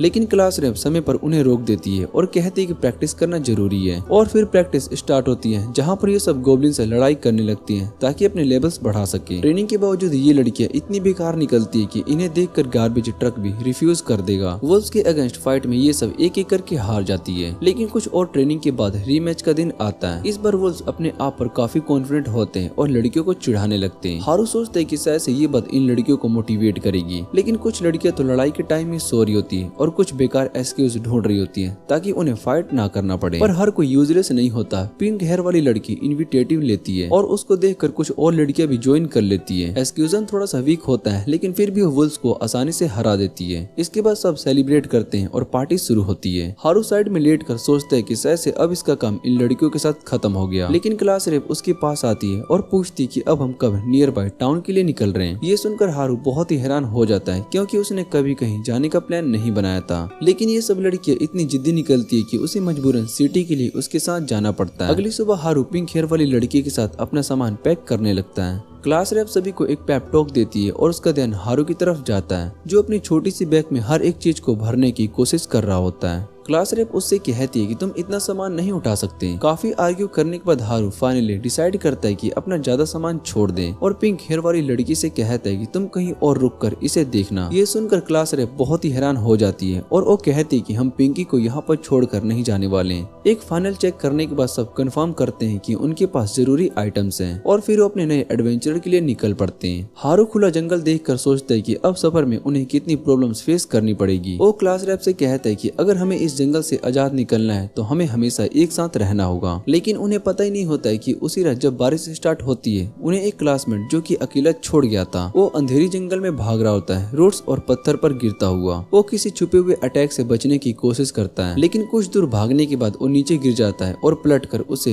क्लोक्ड अटैक को देखता है। डर के मारे उससे भीख मांगता है कि मुझे छोड़ दो, मेरे पास एबिलिटीज नहीं है जो कि तुम ढूंढ रहे हो। पर अटैकर को कोई फर्क नहीं पड़ता, वो बिना किसी वार्निंग के उसका गला दबा देता है जैसा कि एक्सपेक्टेड था, और वो लड़का वहीं पर खत्म हो जाता है। अटैकर जंगल में फिर से निकल पड़ता है अपना अगला शिकार ढूंढने के लिए। अगली सुबह हारू और लड़कियां जंगल के सफर को आगे बढ़ाते हैं और हारू रियलाइज करता है कि उसे हमेशा इन लड़कियों के साथ रहना होगा ताकि उन्हें उन डेलिक्वेंट से बचाया जा सके जो कि अभी भी इनके पीछे हैं। ये सब डिसाइड करते हैं कि जंगल में रुकना सेफ नहीं है, इसलिए जितनी जल्दी हो सके जंगल से बाहर निकलना होगा। लेकिन रास्ते में एक खाली प्लॉट क्रॉस करते हुए उनका सामना होता है एक जायंट ऑर्क से, जिसके हाथ में एक मैसिव क्लब होता है। हारू तुरंत लड़कियों को कहता है कि तुम सब पेड़ के पीछे छिप जाओ, मुझे तुम्हें चोट नहीं लगने देनी। साथ ही ऑर्डर देता है कि ध्यान से देखना, सहज सर्वाइवल के बारे में तुम्हें कुछ भी सीखना होगा। हारू और के सामने खड़ा हो जाता है और अंदर ही अंदर साइज कंपैरिजन करना स्टार्ट कर देता है, लेकिन उसे पता होता है कि साइज का कोई काम नहीं होता, असली खेल होता है स्पीड का। इसलिए वो और की स्लो मूवमेंट्स का फायदा उठाता है और गायब हो जाता है, जिससे कि ऑर्क बहुत ही कंफ्यूज हो जाता है। हारू पेड़ के पीछे छुपकर सोचता है कि ये ऑर्क फिजिकल अटैक के अगेंस्ट रेजिस्टेंट है, मतलब कि स्टिक से मारना बेकार होगा। उसे समझ में आता है कि यहाँ पर सिर्फ मैजिक से काम चलेगा। वो अपने स्टेट्स को खोलता है और चेक करता है कि कौन सा स्पेल यूज कर सकता है, पर उसके पास तो सिर्फ बेसिक एलिमेंटल मैजिक ही होता है जो वो क्लीनिंग, वैक्यूम और डस्टिंग के लिए यूज करता था। इससे पहले कि वो डिसाइड करे, ऑर्क उसे ढूंढ लेता है और गुस्से में आकर पेड़ को 2 टुकड़ों में तोड़ देता है। फेरकोर अपना क्लब स्विंग करना स्टार्ट कर देता है, बिल्कुल मेरे टॉक्सिक एक्स की तरह। लेकिन फर्क तो यह है कि हारू डॉज करने में मास्टर होता है। वो पीछे हटता रहता है और प्लान बनाता है, फिर वो ऑर्क के पीस साइज्ड ब्रेन का फायदा उठाता है, कुछ फैंसी मूव करता है और पीछे से जाकर उसके पैर पर स्टिक से धमाका मार देता है। ऑर्क धीरे धीरे गिर जाता है और लड़कियां जो कि पेड़ के पीछे छिपकर देख रही होती है, शौक में आ जाती है कि एक बड़ा ऑर्क इतनी आसानी से गिर गया। हारू खुद भी बहुत ही शॉक्ड होता है क्योंकि नर्स ने बोला था कि ऑर्क फिजिकल डैमेज के अगेंस्ट रेजिस्टेंट होते हैं। लड़कियां इरिटेट हो जाती है क्योंकि उन्हें यहाँ कुछ भी सीखने को नहीं मिलता। हारू ने तो मैजिक का यूज किया ही नहीं होता। हारू उनसे माफी मांगता है और प्रॉमिस करता है कि अगर अगली बार ऑर्क आएगा तो उसे अपनी मैजिक से ही हराएगा। ज्यादा देर नहीं लगती और अगली ओपोनेंट आ जाती है। एक बेचारा ऑर्क अपने ऐसी टॉयलेट की तरफ वॉक कर रहा होता है। हारू लड़कियों को इम्प्रेस करने के मूड में होता है और अपना अनलिमिटेड ऑरा दिखाता है। उसके हाथ में एक छोटी सी फायर बॉल बन जाती है। हारू सोचता है कि शायद से ये वीक होगी क्योंकि वो पहली बार यूज कर रहा है, लेकिन जैसे ही वो कोप चिल्लाता है और फायरबॉल फेंकता है, वो ऑर्क के फेस पर एक्सप्लोड हो जाती है और उसे ही हेडशॉट में खत्म कर देता है। लड़कियां फिर से शॉक्ड हो जाती है क्योंकि उन्हें लगता है कि ऐसे ओवर पावर से और शो ऑफ से कोई भी कुछ नहीं सीख सकता। लेकिन फिर भी दिन काफी सक्सेसफुल रहता है। रात होते ही सब कैंप फायर बनाते हैं और अपने नेचुरल जॉब्स पर लौट आते हैं, मतलब कि किचन बनाना और खाना पकाना। उधर हारू ट्रैप्स लगाने में बिजी रहता है ताकि उनका टेंट मॉन्स्टर्स या किसी भी दूसरे एनिमी से सेफ रहे। तभी उसे महसूस होता है कि कोई उनकी तरफ आ रहा है। हारू तुरंत एक्शन में आ जाता है और पेड़ की पीछे छिप जाता है। पहले तो उसे लगता है कि शायद ये डेलिक्वेंट्स होंगे, लेकिन जब वो देख पाता है कि ये तो ह्यूमंस है, वो बहुत ही रिलैक्स करता है। ये एक्चुअली जोक्स होते हैं जो कि जंगल में क्रेटिन ढूंढने के लिए निकले होते हैं। डेलिक्वेंट्स के कंपैरिजन में ये लोग काफी अच्छे निकलते हैं। ये हारू को देखकर बहुत ही हैरान हो जाते हैं और बताते हैं कि वो लड़कियों को वॉर्न करने के लिए आए हैं एक खतरनाक एबिलिटी के बारे में जो कि उन्हें अभी नहीं पता चली। हारू तुरंत इंटरेस्टेड हो जाता है। तभी एक रिपर जोक्स उसे बताता है कि उसका सीक्रेट एबिलिटी है हाईजेक, जो कि डेलिक्वेंट्स के माइंड को कंट्रोल एबिलिटी से भी बहुत ही डेंजरस है। वो कहते हैं कि अब किसी पर भरोसा करना मुश्किल है। हारू सोचता है कि थोड़ा मजाक करते हैं और प्रिटेंड करता है कि उसके पास भी हाजिक स्किल है, लेकिन जोक्स हंसकर कहते हैं कि अगर तेरे पास होती तो क्या, तो अपने घर में सूट इन ही बना रहता। हारू को बहुत ही बुरा लगता है और वो कहता है कि एक्चुअली उसके पास एक एबिलिटी है जिसका नाम होता है सर्विट्यूड। लेकिन जोक्स मजाक उड़ा देते हैं और बोलते हैं कि भाई अभी 2025 चल रहा है, सेलिब्रिटी वाली वाइब्स साउथ में भी नहीं चलते। उसके बाद वो हारू को अलविदा बोलते हैं और वॉर्न करते हैं कि हाजिक एबिलिटी वाले बंदे से बचे रहना। फिर अपने प्रोटीन शेक की तलाश में जंगल में निकल पड़ते हैं। अगली सुबह लड़कियां वेपन ट्रेनिंग के लिए रेडी होती हैं, लेकिन एक्चुअल में वो अपने मेकअप करने में होती है। तभी हारू जंगल में थोड़ा सा हल्का होने के लिए निकलता है, लेकिन उसके पीछे क्लास रेप आ जाती है। वो उसे रोक कर पूछती है कल रात कहाँ था। हारू होनेस्टली रिप्लाई करता है कि उसकी जोक से मुलाकात हुई थी जिन्होंने उसे हाजिक एबिलिटी के बारे में वॉर्न किया। ये सुनते ही क्लास रेप का चेहरा सफेद पड़ जाता है और वो घबरा कर सिर झुकाकर माफी मांगती है कि उसने एक इम्पोर्टेंट चीज छुपाई है। लेकिन हारू कोई बेवकूफ नहीं होता। उसने पहले ही गैस कर लिया था कि क्लास रेप के पास हाईजेक एबिलिटी है। क्लास रेप बहुत ही शॉक्ड रहती है ये देखकर कि कि हारू इतना काम क्यों है। वो पूछती है कि तुम्हें कैसे पता चला। हारू मस्त टोन में बोलता है कि मैं उन क्रेटिन गजलिंग नम स्कल जैसा डम नहीं हूँ, मैंने तेरी बिहेवियर से ही समझ लिया था। क्लास रेप अब भी काफी कंफ्यूज होती है क्योंकि हाइजैक एक काफी स्कैरी एबिलिटी है। इसके जरिए वो किसी को भी मारकर उनकी स्किल अपने पास ले सकती है। हारू क्लास रेप को चिल करने को बोलता है और कहता है कि टेंशन लेने की कोई जरूरत नहीं है। नर्स ऑलरेडी डेलिक्वेंट्स की माइंड कंट्रोल एबिलिटी सील करने पर काम कर रहे हैं। अगर उन्हें हाइजैक एबिलिटी के बारे में पता होने के बाद भी उन्होंने कुछ चेंज नहीं किया, इसका मतलब है कि वो उस पर ट्रस्ट करते हैं। हारू भी वैसा ही फील करता है और कहता है कि उसे काफी रिलीफ फील मिला ये जानकर कि क्लास रेप के पास ये चीट एबिलिटी है, क्योंकि उसे पता है कि वो इसे गलत काम में यूज नहीं करेगी। ये सुनकर क्लास रेप की सांस में सांस आती है और वो स्माइल करना स्टार्ट कर देती है। हारू के लिए स्माइल इतनी डेंजरस होती है कि उसके जूसेस फ्लो होने लगते हैं और वो जंगल में दौड़ जाता है अपना मूड हल्का करने के लिए। जब वापस कैंप आता है तो अपना नट शेक बनाना स्टार्ट कर देता है जिसमें कोक का ऑप्शनल होता है। सेम रीजन और पैसे डिमांड करता है। तुरंत ही एक थोड़ा अपना बॉडी सेल करने का ऑफर देती है। हारू ऑब्वियसली हाँ बोलने वाला होता है, लेकिन क्लास रेप तुरंत उस डील को काट देती है। कोई यहाँ पर पिंप नहीं बनेगा। थोड़ा उदास हो जाती है क्योंकि उसे वो नट शेक सच में चाहिए था। हारू तभी ग्रुप को वॉक करने के लिए बोलता है ताकि उनका दिमाग फिर से वर्क करना स्टार्ट कर दे। सब अच्छी प्रोग्रेस करते हैं, लेकिन तभी हारू एक रिवर स्पॉट करता है और क्लास रेप को बोलता है कि वो थोड़ा आगे स्काउट करने के लिए जा रहे हैं। उसे कह देता है कि तुम ग्रुप का ध्यान रखो। क्लास रेप उसे रोकना चाहती थी क्योंकि सुबह भी ये जंगल गया था और सस्पिशियस कोकोनट शेक लेकर वापस आया था, पर हारू कहाँ सुनने वाला है। वो अपने सुपर स्पीड का यूज करता है और मैजिक इन्फ्यूजन स्किल एक्टिवेट करके अपने बॉडी को हल्का कर देता है। अब वो ज्यादा निम्बल फील करता है, पेड़ से पेड़ जंप मारता है और फिर स्काई में लॉन्च हो जाता है ताकि एक बड़ा व्यू मिल सके। उसे रियलाइज होता है कि उन्होंने काफी ग्राउंड कवर कर लिया, लेकिन भूल गया एक छोटी सी बात है, लैंडिंग गियर तो है ही नहीं। रिजल्ट वो कार्टून की तरह हवा में हिलता है और सीधा जमीन पर धड़ से गिर जाता है। बरेली HP 1 के साथ बचता है। जब तक वो कैंप वापस आता है रात हो चुकी होती है। क्लास रेप उसके घाव वाले चेहरे को देखकर बहुत ही गुस्से से आ जाती है। हारू चिल मोड में कहता है कि मैं बस पेड़ से गिर गया था, लेकिन क्लास रेप चिल्लाने लगती है कि अपना सर बार बार मत मारा करो, वैसे ही तुम्हारी IQ बहुत ही लो है। यूजुअली हारू को लड़कियों की ओपिनियन से डील नहीं करना पड़ता, लेकिन यहाँ वो उसे काम करने के लिए एक और सस्पिशियस नट शेक ऑफर करता है। क्लास रेप मना करके गुस्से में चल देती है, लेकिन तुरंत एक थॉट उसके पास आ जाती है और कहती है कि स्काउटिंग की वजह से उसका बैग अच्छे से हो गया है। हारू खुश होता है क्योंकि कम से कम उसके जंगल ट्रिप में एक फास्ट रूट तो मिल गया।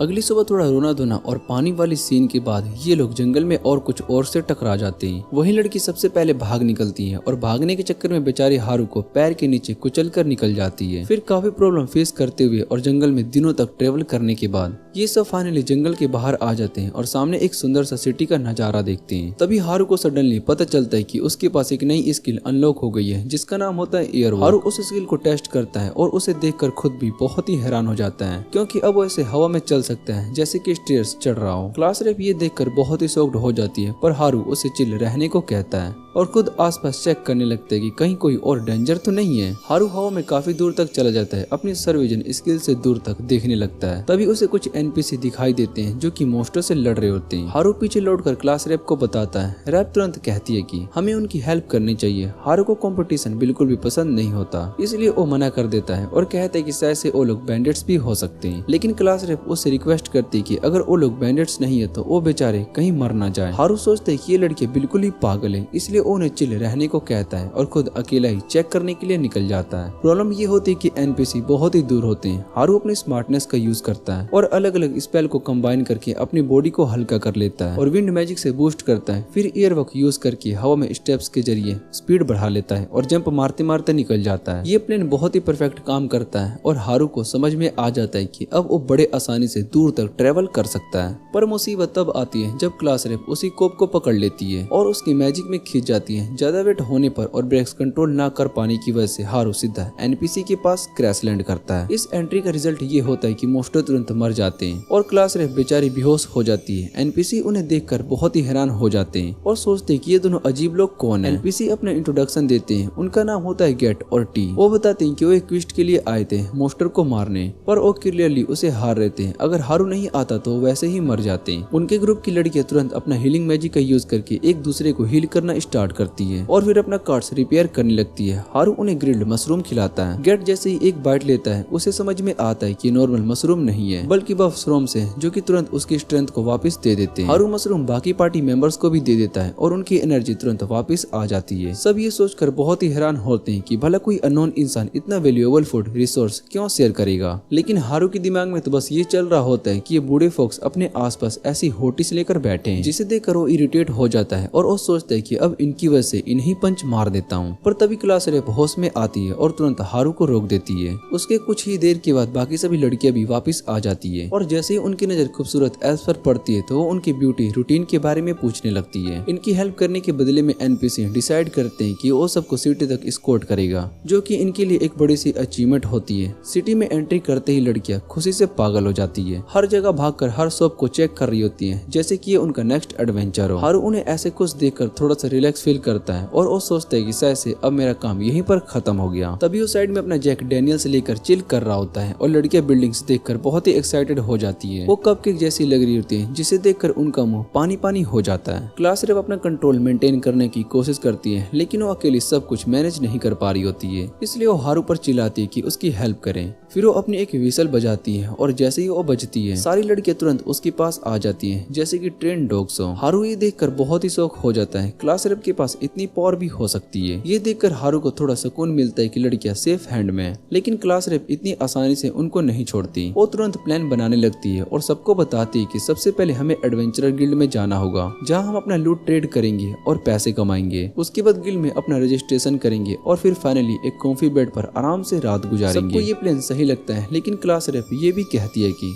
कुछ दिन के बाद हम सब क्लास के नर्ड्स के बारे में इंफॉर्मेशन कलेक्ट करना स्टार्ट कर देंगे। ये बात सुनकर बाकी क्लासमेट्स गुस्से में आ जाते हैं, क्योंकि उन्हें लगता है कि नर्ड्स को तुरंत ढूंढना चाहिए ताकि वो उनसे अपने पिछले गलती बिहेवियर के लिए माफी मांग सके। क्लास रेप उनसे सॉरी बोलती है और कहती है कि ऑब्वियसली वो भी नर्ड्स को जल्दी ढूंढना चाहती है। तभी हारू वहाँ पर जंप इन करता है और लड़कियों से मजाक करते हुए कहता है कि तुम लोग नर्ड्स को ढूंढकर उन्हें स्पेशल सर्विस दोगे क्या। थोड़ी देर के बाद फाइनली सब लोग एडवेंचरर गिल्ड के पास पहुँच जाते हैं, लेकिन गिल्ड देखकर सबके होश उड़ जाते हैं, क्योंकि वो वैसा बिल्कुल भी नहीं होता जैसा कि उन्होंने सोचा था। उन्हें लगता था कि वहाँ पर बड़े बड़े प्लॉट्स वाली लड़कियां होंगी जो कि स्माइल करके उनका स्वागत करेंगी, लेकिन सामने तो बड़े बड़े डरावने आदमी थे जो कि उनको भूखी नजरों से देख रहे थे। सब ये सोचकर बहुत ही कंफ्यूज हो जाते हैं कि ये नए लोग आखिर कौन है। तभी अपस्टेयर से ऑफ नीचे आता है और हारू को बुलाता है। उससे कहता है कि गिल्ड मास्टर उससे मिलना चाहते हैं। हारू क्लास रेप को वेट करने के लिए बोलता है और खुद अकेला अंदर चला जाता है। जैसे ही वो अंदर एंट्री करता है सभी एडवेंचरस उसको घूरने लगते हैं। गेट उसे अंदर जाने का रास्ता दिखाता है, जहाँ पर एक गुस्से से भरा हुआ गिल्ड मास्टर उससे पूछता है कि क्या तुम वही हारू हो जिसने कि वाइल्ड बीस्ट से फाइट की थी। हारू तुरंत घबरा जाता है और वो सोचता है कि अभी भाग जाओ, पर फिर वो हिम्मत करके सिर्फ हाँ बोलता है। तभी पूरी एटमॉस्फेयर बदल जाती है। गिल्ड मास्टर उसे हैंड शेक करके थैंक यू बोलता है और कहता है कि तुम्हारे बिना ऑफ की पार्टी तो वैसे ही मर जाती। हारू अब भी थोड़ा शौक में होता है, पर नीचे रिसेप्शन की तरफ आ जाता है। वहाँ उसे एक फोर्ड आईडी रिसेप्शनिस्ट गर्ल मिलती है जो कि उससे कहती है कि वो उसकी इमेरल्ड क्रिस्टल को अप्राइज करके फेयर प्राइस देगी। हारू अपनी किस्मत को ट्राई करने का सोचता है और एक बड़ा सा सैक उसके सामने रख देता है। उस लड़की को देखकर बहुत ही शौक हो जाता है कि इतनी ज्यादा क्रिस्टल इसके पास कहाँ से आए। हारू अपने आप को बड़ा बॉस फील करने लगता है और कहता है कि मेरे पास और भी क्रिस्टल्स रेडी हैं।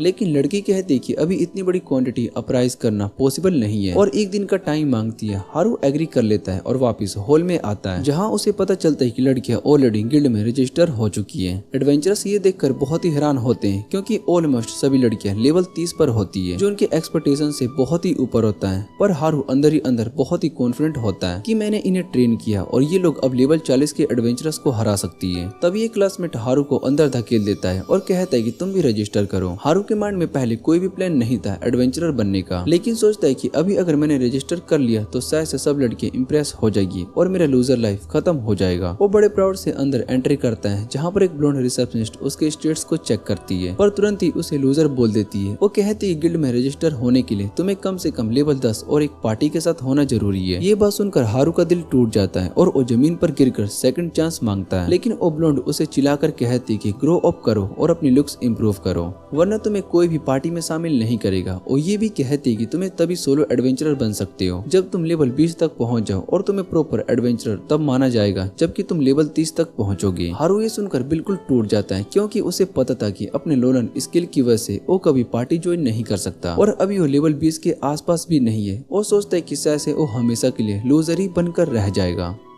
इसके बाद हमें दिखाया जाता है कि क्लास रेप हारू के लिए बहुत ही बुरा फील कर रही होती है, इसलिए वो उसको चीयर अप करती है और उसके बाद सभी लोग एक होटल की तरफ निकल जाते हैं ताकि रात को वहाँ पर रुक सके। काफी टाइम के बाद उन्हें एक फाइनली प्रॉपर बेड मिलता है सोने के लिए, जो कि उनका सपना था। लेकिन हारू अपने बेड पर सो नहीं पाता क्योंकि उसे फॉरेस्ट में ज्यादा सोना कंफर्टेबल लगता था। अगली सुबह सभी लोग बाहर निकल जाते हैं टाउन को एक्सप्लोर करने के लिए, क्योंकि ये पैलेस काफी सेफ होती है। हारू भी सोचता है कि मुझे बस इम्बैलेड बचकर पैसे लेने चाहिए और फिर वापस से फॉरेस्ट लौट जाना चाहिए, क्योंकि ये लड़कियां सेफ है। लेकिन जैसे ही वो रिसेप्शन पर जाता है तो वहाँ की लड़की और उसके सीनियर सभी उससे माफी मांगते हैं, क्योंकि उनके पास उतने पैसे नहीं होते जितने की हारू की इमरलेंड्स की कीमत होती है। तभी गिल्ड मास्टर आता है और कहता है कि तुमने इतने ज्यादा इमरलेंड क्रिस्टल को लेकर आए हो हमारे पास कि हमारे पास मैन पावर की कमी है। उन्हें प्रॉपरली काउंट करने के लिए पैसा देना तो दूर की बात है। फिर वो हारू से पूछते क्या तुम इंस्टॉलमेंट्स में पैसा लेना पसंद करोगे। हारू तुरंत एग्री कर लेता है क्योंकि उसे तो कैपिटलिज्म बहुत ही पसंद था। उसको एक बड़ा सा पैसे का बैग मिलता है जिसमें कि 5 एसेट्स और कुछ डॉलर्स होते हैं। ये देखकर वो खुद भी बहुत ही शॉक्ड हो जाता है। हारू अपने कमाए हुए पैसे देखकर बहुत ही खुश होता है, लेकिन जैसे ही एक लूजर के हाथ में पैसा आता है वैसे ही सारी लड़कियां उसके पास चिपक जाती है। सभी सेलिब्रेट करने लगते हैं और शॉपिंग के लिए रेडी हो जाती है जैसे कि ये पैसा उनके ही हो। लेकिन गट असली दोस्त निकलता है। वो हारू से कहता है कि इन लड़कियों को छोड़कर असली वाली लड़की ढूंढ लें, मुझे एक जगह पता है। ये सुनकर हारू के मुंह में पानी आ जाता है क्योंकि वो 23 दिन से प्रैक्टिस कर रहा था और बस इंतजार कर रहा था। क्लास रेप उसको रोकने की कोशिश करती है, लेकिन वो उसकी बात को इग्नोर करके गट के साथ चला जाता है और वो सपने देखने लगता है कि अब उसे कितनी लड़कियां मिलेंगी। लेकिन जैसे ही वो डेस्टिनेशन पर पहुंचता है तो उसके सामने एक पुराना सा खराब दिखने वाला शॉप आता है। हारू को थोड़ा सा डिसअपॉइंटमेंट होता है, लेकिन गट उससे कहता है कि ये शॉप दिखने में पुराना जरूर है, लेकिन यहाँ पर सिर्फ डंजन से निकले हुए बीस्ट आइटम ही मिलते हैं। हारू शॉप के अंदर आइटम देखना शुरू करता है और जल्दी उसे लगता है कि गट झूठ नहीं बोल रहा था। ये आइटम्स वैसे भी बहुत ही यूनिक और इंटरेस्टिंग होते हैं। इसके बाद हारू शॉपिंग श्री में चला जाता है, कभी वेपन्स ट्राई करता है, कभी आर्मर और कभी मैजिकल आइटम। वो सबको अपने कार्ट में भरने लगता है। पूरा दिन शॉपिंग करने के बाद उसकी नजर एक स्पेशल नेकलेस पर पड़ती है। हारू शॉपकीपर से पूछते कि ये नेकलेस क्या करता है। शॉपकीपर कहते हैं कि मल्टीपल आइटम को एक में फ्यूज कर सकता है। हारू सोचता है ये बहुत ही काम का आइटम हो सकता है। तभी क्लास रेप आ जाती है और उससे कहती है कि अब बस करो, शॉपिंग बंद करो और वापस से घर चल के सो जाओ। लेकिन दुर्भाग्य से हारू फिसल जाता है और गलती से सारे आइटम एक साथ फ्यूज हो जाते हैं। अगला सीन स्टार्ट होता है जहाँ पर वो अजीब सा आदमी औरत जो कि समझ नहीं आता लड़का है या फिर लड़की हारू पर चीखने लगता है और वो रोकर कहता है कि तुम परचेस करने से पहले फ्यूज नहीं कर सकते। ये सारे आइटम की कीमत $60,000 से भी ज्यादा है। ये सुनकर हारू के होश उड़ जाते हैं और वो डिप्रेशन में चला जाता है। गट उस शॉपकीपर से थोड़ा नेगोटिएट करने की कोशिश करता है, जबकि क्लास रेप माफी मांगती है और कहती कि हमारे पास $50,000 ही है। 2-3 दिन बीत जाते हैं और हारू अब तक डिप्रेस्ड रहता है क्योंकि अब वो बिल्कुल बेरोजगार हो चुका था। उसके मन में अब भी बहुत ही सारी चीजें खरीदने की इच्छा थी,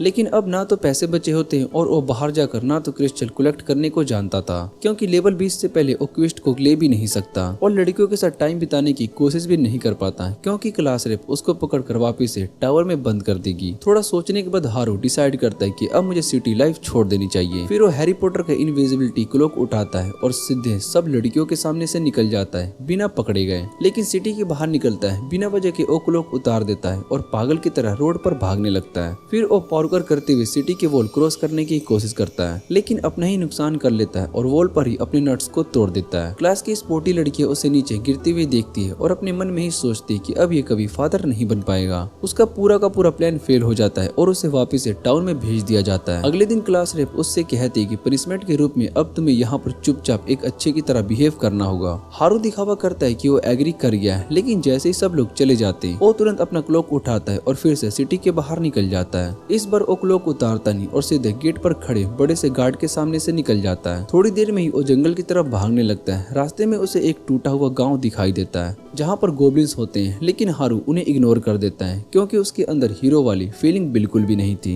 थोड़ा आगे जाते ही एक कैरेज दिखाई देता है जिसे कुछ आदमी लूट रहे होते हैं। हारू कुछ देर के लिए रुकता है और वो सोचता है कि क्या मुझे हेल्प करनी चाहिए, लेकिन फिर रियलाइज करता है कि इस दुनिया में ऐसे चोरी डकैती तो रोज होती होगी, इसलिए वो इग्नोर करके आगे बढ़ने लगता है। लेकिन जैसे ही वो भागने लगता है एक रोबर उसकी तरफ स्फीयर फेंकता है जिससे कि हारू बच जाता है। अब बाकी रोबोट्स भी उस पर अटैक करने के लिए तैयार हो जाते हैं। हारू उन्हें कहता है कि मुझे बस अकेला रहना है, लेकिन वो सब उसकी बात पर हंसने लगते हैं और उसके बोलने का मजाक उड़ाते हैं। ये देखकर हारू के पुराने दुख भरे पल याद आ जाते हैं और गुस्से में आकर वो उनको जबरदस्ती रोस्टिंग शुरू कर देता है। लेकिन रोबोट्स भी पीछे नहीं हट रहे होते हैं और वो स्पेशल एबिलिटी का यूज करके हारू पर अटैक करने लगते हैं, जो कि काफी डेंजरस होता है। इसके बाद हम देखते हैं कि जो रोबोट हारू पर अटैक कर रहे होते हैं वो असल में बस बोट्स निकलते हैं, जो कि सिर्फ एक ही स्पेल बार बार स्पैम कर रहे होते हैं। जल्दी वो थक जाते हैं और तभी एक छोटी सी नकचढ़ी लड़की कैरी से बाहर आती है। वो अपना नाम मैरी बताती है, जो कि एक नोबल गर्ल होती है। मैरी हारू का शुक्रिया अदा करती है उस बैंडिट से बचाने के लिए और उससे रिक्वेस्ट करती है कि वो उसके साथ चले, क्योंकि उसे डर है कि रास्ते में और भी बैंडिट उस पर अटैक कर सकते हैं। इन रिटर्न ओ से एक ग्योस वॉक 2000 ऑफर करती है। हारू पहले तो वापस फॉरेस्ट जाना चाहता था, लेकिन ऐसे ऑफर को स्किप करना उसकी बस की बात नहीं थी, इसलिए वो मैरी के साथ डेंजरस फॉरेस्ट क्रॉस करने के लिए एग्री कर लेता है और सोचने लगता है कि अब देखते हैं कि रास्ते में कौन कौन से मॉन्स्टर मिलते हैं। थोड़ी देर के बाद वो लोग सिटी पहुंच जाते हैं, लेकिन मैरी अपना प्रॉमिस पूरा नहीं करती। हारू इम्पेशेंट हो जाता है और वो सोचता है कि शायद से मुझे उसकी रिक्वेस्ट एक्सेप्ट नहीं करनी चाहिए थी। कैसल के वेटिंग रूम में वो इधर उधर घूमता है और वो डिसाइड करता है कि मुझे अभी के लिए फॉरेस्ट लौट जाना चाहिए। तभी मैरी फ्रेश क्लॉथ पहनकर नीचे आती है और वो गुस्सा दिखाती है कि हारू उसे छोड़कर क्यों जा रहा है, जबकि वो उसके लिए एक स्पेशल थैंक यू प्लान कर रही थी। हारू मजबूरी में रुक जाता है और सरप्राइज होता है मैरी का थैंक यू कहने का तरीका और उसकी इमेजिनेशन से भी बहुत ज्यादा इंटरेस्टिंग। वो उसके लिए एक फुल कोर्स डिनर अरेंज करती है, जिसमें की मीट इतना ज्यादा था कि कोई वेगन देखकर ही शौक में मर जाए। हारू बिना मैनर्स के मीट खाने लगता है, जैसे कि किसी ने उसे कई दिनों से खिलाया ना हो। मैरी उसकी टेबल मैनर्स को देखकर थोड़ी सी इरिटेट हो जाती है, लेकिन फिर भी वो उसे रिवॉर्ड देती है, एक पाउच पैसे का और एक वीआईपी आइडेंटिटी कार्ड, जैसे कि वो कभी भी सिटी में फ्री में एंट्री एग्जिट कर सकता था। लेकिन मैरी की इरिटेट होने की असली वजह ये होती है कि डिनर के टाइम पर हारू उस पर ध्यान नहीं दे रहा था, बस फूड ग्लब कर रहा था। अगले दिन क्लास रेप और बाकी सभी लड़कियां उसे घेर लेती है और पूछती है कि तुमने कल रात कहाँ गुजारी। हारू उन्हें बताता है कि उसे इस टाउन के मेयर ने अपने घर बुलाया था और वो उन्हें ये भी अश्योर करता है कि उसका इरादा फॉरेस्ट भागने का बिल्कुल भी नहीं था। लड़कियां उसकी बात मान लेती है और खुद फॉरेस्ट की तरफ निकल जाती है लेवल अप करने और रिसोर्सेस कलेक्ट करने के लिए। जब सब चले जाते हैं, हारू भी अपने प्लान पर फोकस करता है। इस बार वो कॉन्फिडेंट होता है उसका आइडेंटिटी कार्ड उसे हर जगह हेल्प करेगा। वो थोड़ा सामान वोरिड शॉपकीपर की शॉप से खरीदता है और खुद के लूनर लाइफ के लिए फूड भी पैक कर लेता है। साथ ही वो क्लास रैप के लिए एक नोट छोड़ देता है, जिसमें लिखा होता है कि वो जोक्स की देखभाल करने के लिए जा रहा है, क्योंकि उसे उनकी चिंता है। ये आधा सच होती है, इसलिए हारू सोचते है कि क्लास रैप को ढूंढने की कोई जरूरत नहीं पड़ेगी।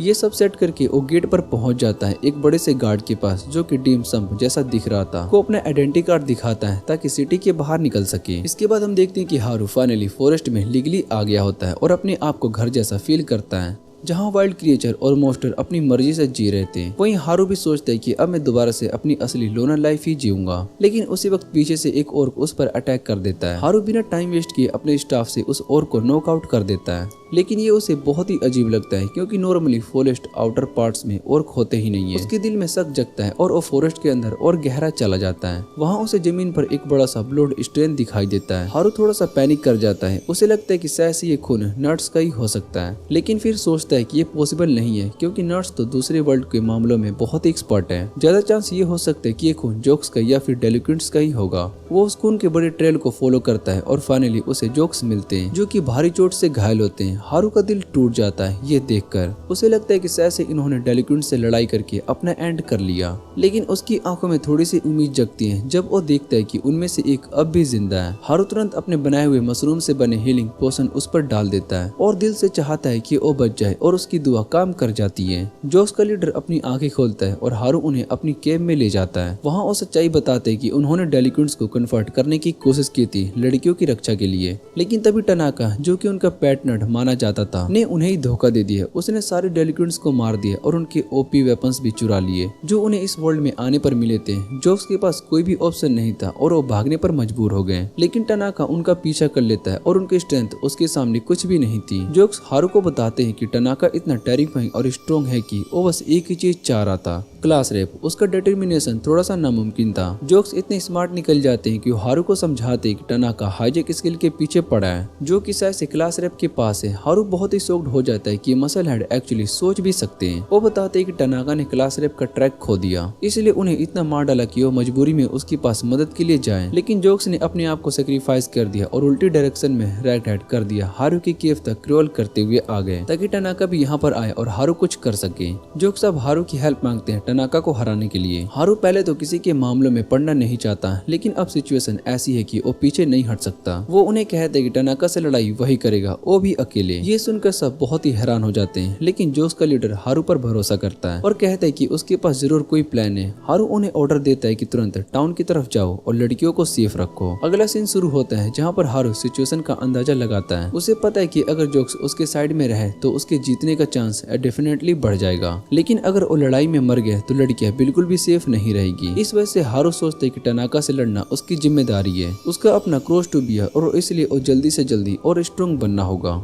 वो स्ट्रेटजी बनाना शुरू करता है ताकि उन ओपी वेपन्स का काउंटर निकाल सके जो कि टनाका ने जोक से चुरा लिए थे। हारू सोचता है कि जैसे ही उसने बैंडिट के खिलाफ देखा था, एक बार वेपन स्किल चली गई तो उसे रोकना लगभग इम्पॉसिबल है। इसलिए अब वो एक ऐसे स्किल को डेवलप करना चाहता है जिसमें कि कोई वीकनेस ना हो। तभी उसकी नजर कुछ गोब्लिन्स पर पड़ती है जो कि खून के ट्रेल को फॉलो कर रहे थे। हारू सोचता है कि इन्हें मारकर थोड़ा सा एक्सपी ले जाए। वो तुरंत उन हाई लेवल गोब्लिन्स को डाउन कर देता है, लेकिन वो एक ही हिट में मर जाते हैं और उसे कुछ ज्यादा एक्सपी नहीं मिलती। हारू थोड़ा सा डिसअपॉइंटेड होता है और दिल से विश करता है कि काश कोई ज्यादा स्ट्रॉन्ग एनिमी मिल जाए। और जैसे ही वो विश करता है, उसे अपने पास एक पावरफुल मॉन्स्टर की प्रेजेंस फील होती है। वो मुड़कर देखता है तो सामने खड़ा था एक गोब्लिन किंग जो कि बिना वार्निंग दिए सीधा उस पर चार्ज कर देता है। हारू बस उसके रूथलेस अटैक को डॉज करता रहता है और वो समझ जाते है कि गोब्लिन किंग अब भी किसी तरह का वेपन स्किल यूज कर रहा है। हारू को क्लियरली फील होता है कि अगर एक भी हिट लग गया तो सीधा अपने मेकर से मिलने चला जाएगा, लेकिन उसका डिटर्मिनेशन स्ट्रॉन्ग होता है। उसने डिसाइड कर लिया होता है कि इस मॉन्स्टर को हराना है ताकि वो और स्ट्रॉन्ग बन सके।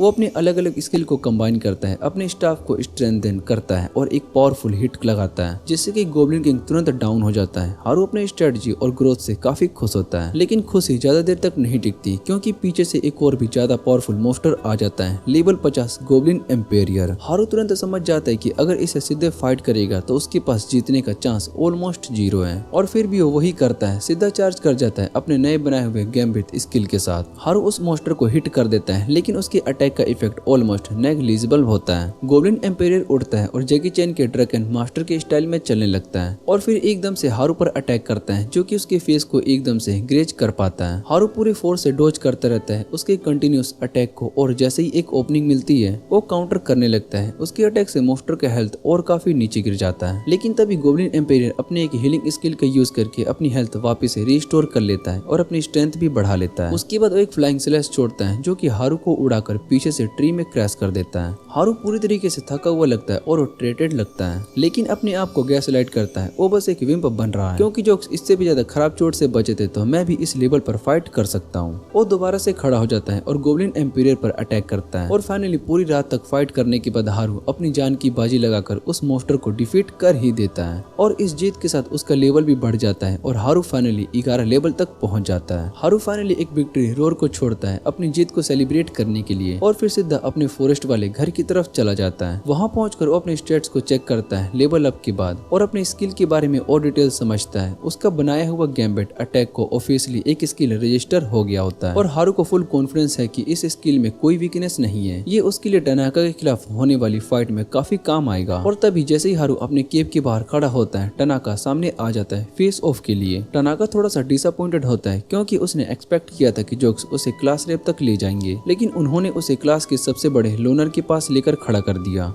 टनाका बोलता है कि अफसोस है कि इतना सब करने के बाद भी उसे क्लास रेप नहीं मिली, चाहे वो डम डेलिक्वेंट्स को मैनिपुलेट करना हो या पूरी क्लास को ग्रुप में तोड़ना हो। हारू ये सुनकर गुस्से से भर जाता है और वो चीख के पूछते है कि तुमने बाकी बॉयज के साथ क्या किया। टनाका एक कोल्ड स्माइल के साथ कहता है कि उन्हें तो मैंने पहले ही मार दिया। उसके वर्ड सुनकर हारू का खून खोल उठता है, लेकिन टनाका उसे एक थ्रेट भी नहीं मांगता और कैजुअली कहता है कि अपनी यूजलेस स्किल के साथ बस फॉरेस्ट में चिल कर। हारू अपना स्टाफ सीधा उस पर पॉइंट करता है तो टनाका मजाक उड़ाता है, अपनी गंदी स्मेली स्टिक मेरे फेस से हटा, दैट्स व्हाट शी सेड। हारू गुस्से में कहता है कि चाहे वो लोनर हो लेकिन क्लास रेप को प्रोटेक्ट करेगा। टनाका एक मेनेसिंग ग्रेन के साथ कहता है तो सबसे पहले तुम्हें ही मरना होगा। बस इतना कहकर टनाका अपनी फुल पावर को अनलेस कर देता है और रॉक्स को हवा में उड़ा देता है वार्निंग के तौर पर। फिर वो बोलता है कि जब सबको व्हाइट रूम में स्किल चूजन करने का चांस मिला था तो वो लास्ट में रह गया था, जानबूझकर सारे बचे हुए ट्रैश स्किल उसको दे दिए गए। टनाका स्मृत करके हारू से पूछता है बताओ इन बेकार स्किल के साथ मुझे हरा पाओगे क्या? और फिर और भी बड़े रोक सीधा हारू की तरफ भेज देता है। हारू तुरंत डिफेंड करने के लिए रेडी हो जाता है लेकिन तभी टनाका अपनी यूनिक एबिलिटी यूज करता है जिसका नाम होता है ट्विक। इस इफेक्ट से हारू की बॉडी हिलने लगती है जैसे वो ग्लिच कर रहा हो और उसके लिए प्रॉपरली मूव करना मुश्किल हो जाता है। फिर भी वो समहाउ रॉक्स को डोज कर लेता है लेकिन टनाका यहाँ नहीं रुकता। वो हारू के नीचे से क्रिस्टल स्पाइक को समन कर लेता है। हारू मुश्किल से इन स्पाइक्स को भी अवॉइड कर लेता है लेकिन अब वो थक चुका होता है और उसका बॉडी बहुत ही हैवी फील कर रहा होता है। टनाका थोड़ा इम्प्रेस्ड होकर कहता है कि हारू उससे बेहतर निकला जितना उसने सोचा था। फिर टनाका कैजुअली पूछता है कि बताओ तुम्हें कब से मुझ पर शक हुआ? हारू कामली जवाब देता है कि मुझे तो पहले ही मोमेंट से शक था। मुझे पता था कि तुम या तो नट्स के साथ जाओगे या फिर एक लोनर बनोगे, लेकिन तुम्हें डेल्फिन के साथ देखकर मुझे लगा कि इसके पीछे कोई तो वजह जरूर होगी। और फिर हारू उससे पूछते है कि उसने अपना प्लान शुरू कब किया। टनाका फाइनली रिवील करता है कि जैसे ही वो क्लासरूम से टेलीपोर्ट हुए थे उसने अपना प्लान बना लिया था। हाईजैक स्किल उससे तो मिस हो गई लेकिन तब उसके हाथ आई थी ट्विक स्किल जो कि अपने टारगेट को हल्का सा मैनिपुलेट कर सकती है। टनाका फाइनली अपना प्लान एग्जीक्यूट करता है। उसने पहले उन स्टूपिड डेलिक्वेंट्स को मैनिपुलेट करके सब कुछ अपने हिसाब से सेट कर लिया था। अब वो हारू से कहता है कि बातें बहुत हो गई और एक लंबी सी वाइन निकालकर हारू के पैर को बांध देता है। फिर एक पावरफुल फायर स्पेल को कास्ट करता है सोच कर कि अब हारू का काम तमाम।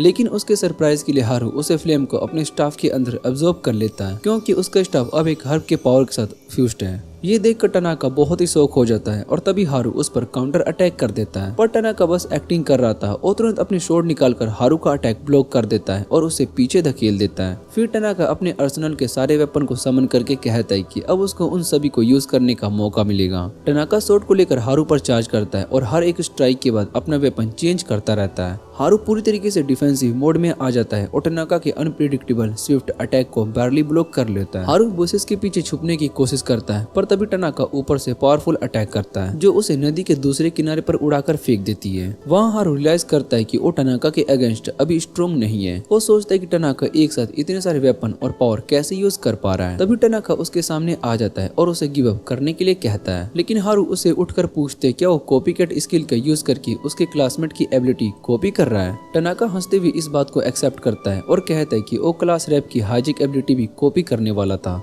और उसके बाद उसे मारकर असली पावर अपने पास रख लेगा। उसके बाद सबको खत्म करके उनकी एबिलिटीज भी चुरा लेगा। हारू समझ जाता है कि ये उसका अब तक का सबसे बड़ा थ्रोट एनिमी है। हारू समझ जाता है कि ये उसका अब तक का सबसे टफ एनिमी है। टनाका अलग अलग वेपन के साथ उस पर अटैक करना शुरू कर देता है। हारू काउंटर करने की कोशिश करता है पर उसका अटैक सिर्फ एक इल्यूजन ही लगता है। रियल टनाका उसके पीछे आ जाता है। हारू सोचता है कि ये ट्रिक काम नहीं करेगी इसलिए वो अपना स्टाफ ग्राउंड पर पॉइंट करता है। टनाका समझ जाता है कि हारू ने गिव अप कर दिया और सीधा उस पर चार्ज करता है पर हारू लास्ट मोमेंट पर वो डोज कर लेता है और अपने अल्ट्रा इंस्टिंक्ट टाइफ्लेक्सिस से बच जाता है। फिर वो टनाका से कहता है कि तुम एक कॉपीड स्किल को सिर्फ 3 बार यूज कर सकते हो, है ना? ये सुनकर टनाका के होश उड़ जाते हैं और वो पैनिक होने लगता है। हारू कहता है कि उसने पहले ही उसकी वीकनेस को समझ ली थी और उसने जानबूझकर उसकी कॉपीड स्किल को वेस्ट करवा दी थी। ये सुनकर टनाका और भी फ्यूरियस हो जाता है और डिस्परेशन में हारू पर फिर से अटैक करता है लेकिन हारू इजिली डोज करके उसको एक एक लगाता है जिससे कि टनाका पीछे गिर जाता है। हारू डिसाइड करता है कि अब इस ओपनिंग का यूज करके इस फाइट को खत्म करना है पर जैसे ही वो मूव करता है टनाका एक पावरफुल शॉट फायर कर देता है जिससे कि हारू रुकने पर मजबूर हो जाता है। टनाका हारने ही वाला था इसलिए अपना अल्टीमेट वेपन का यूज करने का डिसाइड करता है। वो एक डैगर को समन करता है और बहुत ही तेज स्पीड से हारू पर 2 स्ट्राइक करता है। फिर वो हवा में गायब होकर ऊपर से अटैक करने लगता है। हारू सभी अटैक को डॉज कर लेता है लेकिन जैसे धूल पूरी तरीके से बाहर जाती है उसे समझ में आता है कि ये सिर्फ एक डिकोय था। टनाका के पास अभी कुछ और प्लान है और हारू सही होता है। टनाका एक बड़े पत्थर के पीछे छुपकर अपना अल्टीमेट स्किल चार्ज कर रहा होता है जिसका नाम होता है इंस्टेंट डेथ।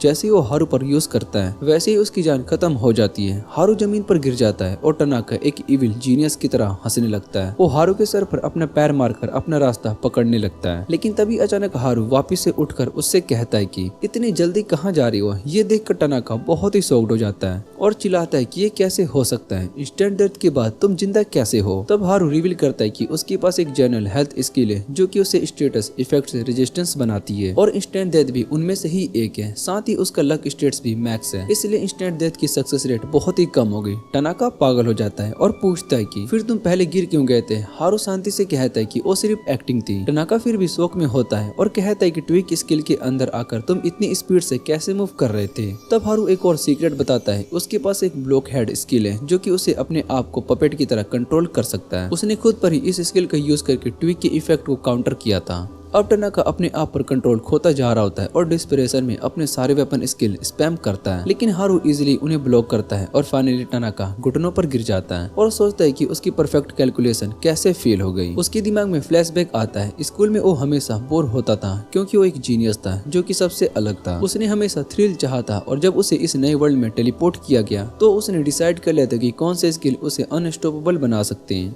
उसने बिना सोच समझ के अपने क्लासमेट को मारने का प्लान बनाया, सिर्फ इसलिए ताकि उनकी एबिलिटीज चुरा सके। लेकिन अब उसे यकीन नहीं हो रहा होता है कि एक ऐसे लड़के से हार गया जिसके पास सो कॉल्ड यूजलेस स्किल थी। पागलपन में वो हारू पर सीधा रैकलेस अटैक कर देता है। हारू इजिली उसकी तलवार छीन लेता है और वो सोचता है कि अब टनाका के पास कोई ट्रिक नहीं बची। पर जैसे ही हारू उसको फिनिश करने के लिए आगे बढ़ता है, टनाका की शॉट वापिस से आ जाती है और सीधा हारू को प्रेस कर देती है। तब हारू रियलाइज करता है कि टनाका के पास अब भी एक हिडन एबिलिटी है, रिमोट कंट्रोल। टनाका सोचता है कि आखिर में जीत उसी की हुई है और हारू पर बार बार अपनी स्ट्राइक करता है, लेकिन हारू अपना पेसिंग स्किल यूज करके उन अटैक को ब्लॉक कर लेता है और फिर उसे जोर से पंच करके पीछे गिरा देता है। अब हारू डिसाइड करता है कि अब इस फाइट को खत्म करना होगा, इसलिए अपना कॉम्बैक्ट स्किल यूज करके एक ऐसा अटैक करता है जिससे कि टनाका बच नहीं पाता। टनाका बेहोश होकर जमीन पर गिर जाता है और हारू थोड़ा सा दूर चलकर कहता है कि चाहे मेरे पास एबिलिटीज ना हो पर मेरे पास अपने ट्रिक हमेशा रहेंगे। लेकिन अब हारू खुद भी बिल्कुल थक चुका होता है। उसके शरीर पर डैमेज अपना असर दिखाना शुरू कर देता है और उसके पास चलने की स्ट्रेंथ भी नहीं बची होती। वो अपने घुटनों पर गिर जाता है और वो सोचता है कि शायद से अब यही एंड है। उसके दिमाग में क्लास रेप और दोस्तों की बातें याद आती है। तभी कोई उसे संभाल लेता है। हारू अपनी आंखें खोलता है और वो देखता है कि नट्स वहाँ पर खड़े हैं। हारू थोड़ा सा डिसअपॉइंट होता है कि वो लेट आए, पर नट्स उससे कहते हैं कि कंप्लेंट बाद में कर लेना। अभी उसे हीलिंग पोशन पिलाते हैं और उसे सपोर्ट करके टाउन की तरफ ले जाने लगते हैं। रास्ते में हारू उनसे पूछता है कि तुम सब जंगल में क्या कर रहे थे,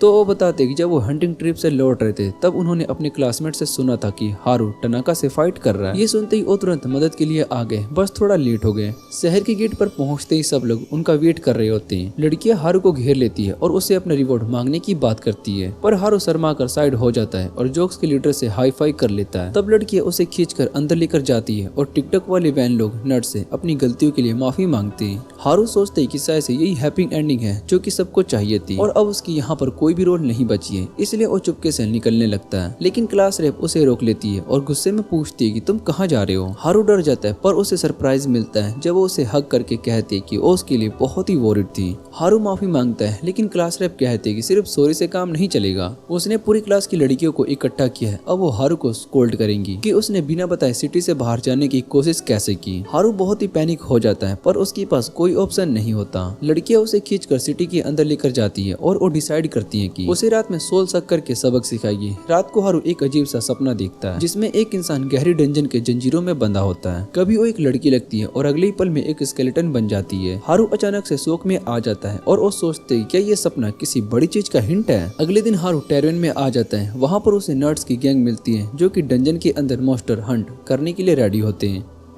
इसके बाद हमें नट्स दिखाई देते हैं जो कि हारू को बताते हैं कि वो एक रेयर आइटम को ढूंढ रहे हैं। ये आइटम उनके रिच पॉइंट को बढ़ा देता है और लोग उन्हें कैसे देखते हैं वो भी चेंज हो जाता है। हारू हंसते हुए कहता है कि ये तो तुम लोग नट्स के लिए परफेक्ट है जिनको वैसे भी कोई पसंद नहीं करता। तभी वो नट्स उल्टा हारू को छेड़ देता है कि ये बात तो तुम पर भी अप्लाई होती है। इतना कहकर वो वहाँ से चला जाता है। हारू सोचता है कि अब मेरा काम हो गया, मुझे अपने कोजी वेब में वापस चले जाना चाहिए। लेकिन तभी उसके पीछे क्लास रेप आ जाती है। वो बहुत ही गुस्से में होती है कि हारू फिर से भाग रहा है और हारू उससे कहता है कि प्लीज मुझ पर रहम करो, मुझे कल रात पूरी रात गर्ल्स ने मिलकर बहुत ही लेक्चर दिया था। लेकिन क्लास रेप कहती है कि वो तो सबका कलेक्टिव लेक्चर था, अभी उसका पर्सनल एक्सप्लोडिंग बाकी है। और ये सुनकर हाथों के पैर फूल जाते हैं। वो घबरा कर जमीन पर बैठ जाता है और वादा करता है कि अब दोबारा कोई भी डेंजरस काम नहीं करेगा। तब जाकर क्लास रेप उसे छोड़ती है पर हारू फिर मॉन्स्टर भी अंदर से बहुत ही हिला होता है। तभी उसको नर्स की बात याद आती है। वो सोचते है कि अगर उस रेयर आइटम का यूज करके अपना रिलेशन क्लास रेप और सबके साथ अच्छा कर दूं तो मुझे दोबारा कभी एक्सक्लूडिंग नहीं मिलेगी और फिर मैं अपना अकेला लाइफ शांति से जी सकता हूँ। इस वजह से हारू डिसाइड करता है कि उसे भी डंजन जाना चाहिए,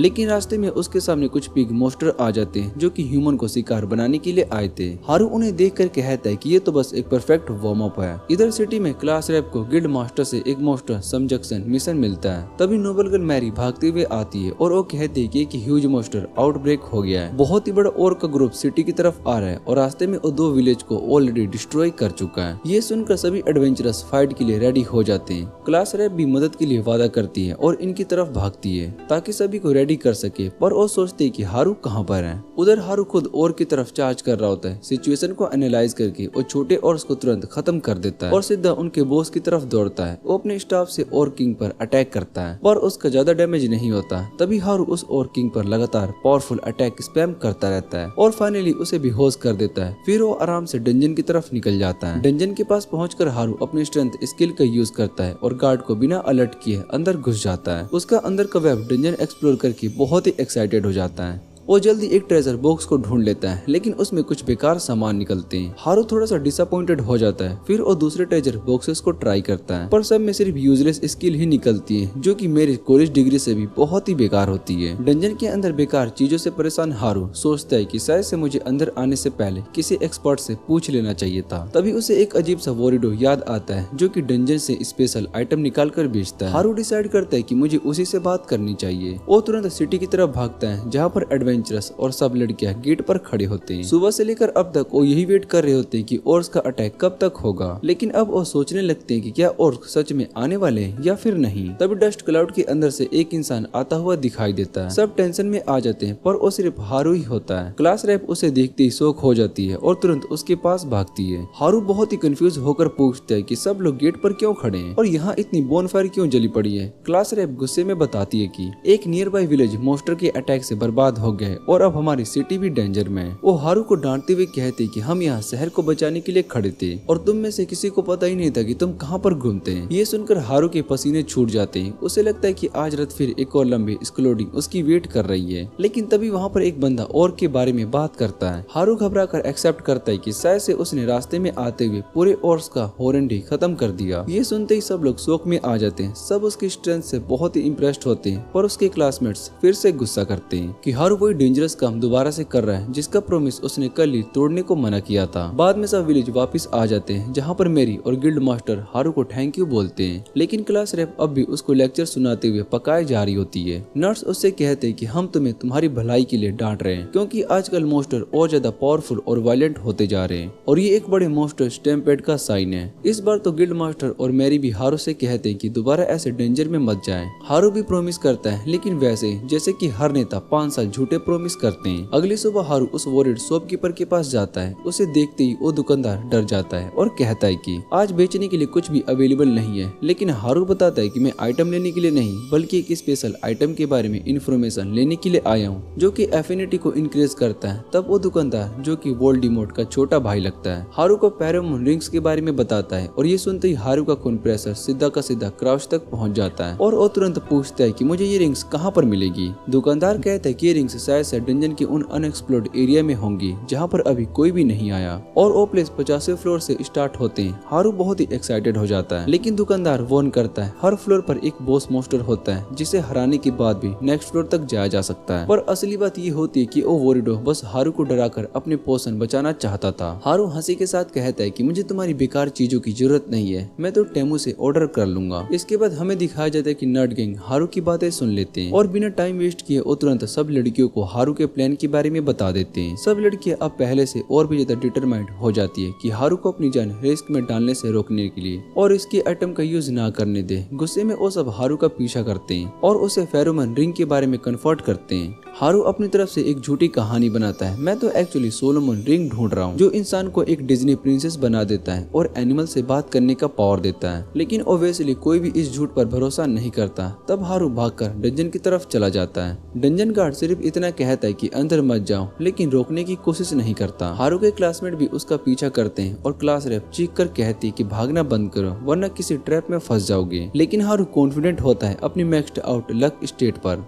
तभी गलती से वो एक वॉल को टच करता है जो कि पूरी गिर जाती है और हारू सीधा नीचे गड्ढे में गिरता है। वो बहुत ही देर तक गिरता रहता है, लेकिन समय पर अर्थ मैजिक का यूज करके नीचे का ग्राउंड बाउंसी बना देता है, जैसे उसके पास लूफी गियर 5 हो, और इसी वजह से वो सेफ्टली लैंड कर जाता है बिना कोई इंजरी के। अब हारू आसपास देखना शुरू करता है कि आखिर में कहाँ पर आ गया हूँ। अंधेरे में स्ट्रगल करते करते उसे अचानक ही 2 न्यू स्किल मिल जाती है, स्पेटियल अवेयरनेस और ट्रैप डिटेक्शन का। वो तुरंत दोनों स्किल का यूज करता है और स्कैन करके समझता है कि अब वो डंजन की 101 फ्लोर पर आ जाता है, जबकि उसको पता होता है कि डंजन में बस 100 ही फ्लोर है। ये देखकर हारू बहुत ही शौक हो जाता है और वो डर जाता है। शायद इस फ्लोर पर कोई एक्सट्रीमली स्ट्रॉन्ग मॉन्स्टर होगा जो कि उसका वेट कर रहा होगा। फिर भी वो हिम्मत करके डार्क माना से भरी हवेली में आगे बढ़ता है। हॉल के एंड पर एक बड़ी सी रूम के दरवाजे तक पहुंचता है। जैसे ही वो दरवाजा को खोलता है, एक छोटी जोरदार हवा उस पर गिरती है जो ओवरवेलमिंग माना से निकलती है, जो कि हारू ऑलमोस्ट उड़ जाता है। हारू सोचता है कि आखिर इतनी पावर माना कैसी हो सकती है। तभी उसके सामने वही चैनेट स्केलेटन दिखाई देता है जो कि उसने कल रात अपने सपने में देखा था। वो धीरे धीरे स्केलेटन के पास जाता है और समझ जाता है कि ये कोई आम मॉन्स्टर नहीं है, बल्कि पूरा डंजन एम्पायर है जो कि पूरी डंजन का रूलर है। ये एक लेवल 100 मॉन्स्टर होता है और हारू का दिमाग उड़ जाता है कि मैं किसी चीज के सामने आ गया हूँ। हारू तुरंत अपनी अप्राइजल स्किल का यूज करता है डंजन एम्पायर पर, लेकिन उसके सभी स्टेट्स और स्किल हिडन होते हैं जो थोड़ा बहुत ही रिवील हो पाते हैं, और वही हारू को डरा देने के लिए काफी था, क्योंकि डंजन एम्पायर मैनिपुलेट रेसेस का कॉम्बिनेशन है, जैसे कि लीच और धन। हारू सोचता है कि लॉन्ग रेंज कॉम्बैट में मैं इसे कभी भी नहीं जीत सकता हूँ, इसलिए वो सीधा पास जाकर एक सरप्राइज अटैक करने का प्लान बनाता है। लेकिन डंजन एम्पायर इजीली उस अटैक को ब्लॉक कर देता है। हारू फिर अपने कॉम्बैट स्किल का यूज करके बॉस के खुद ओवरवेलमिंग स्पीड उसके अगेंस्ट यूज करने की कोशिश करता है, पर बॉस इसको भी आसानी से ब्लॉक कर देता है। अब हारू के पसीने छूट जाते हैं और वो समझ जाते हैं कि उसकी लाइफ का सबसे बड़ा टफ फाइट होने वाली है। लेकिन फिर भी हारू तय कर लेता है कि मैं चाहे जो भी हो जाए इस डंजन एम्पायर की वीकनेस निकालूंगा और इसे हराऊंगा।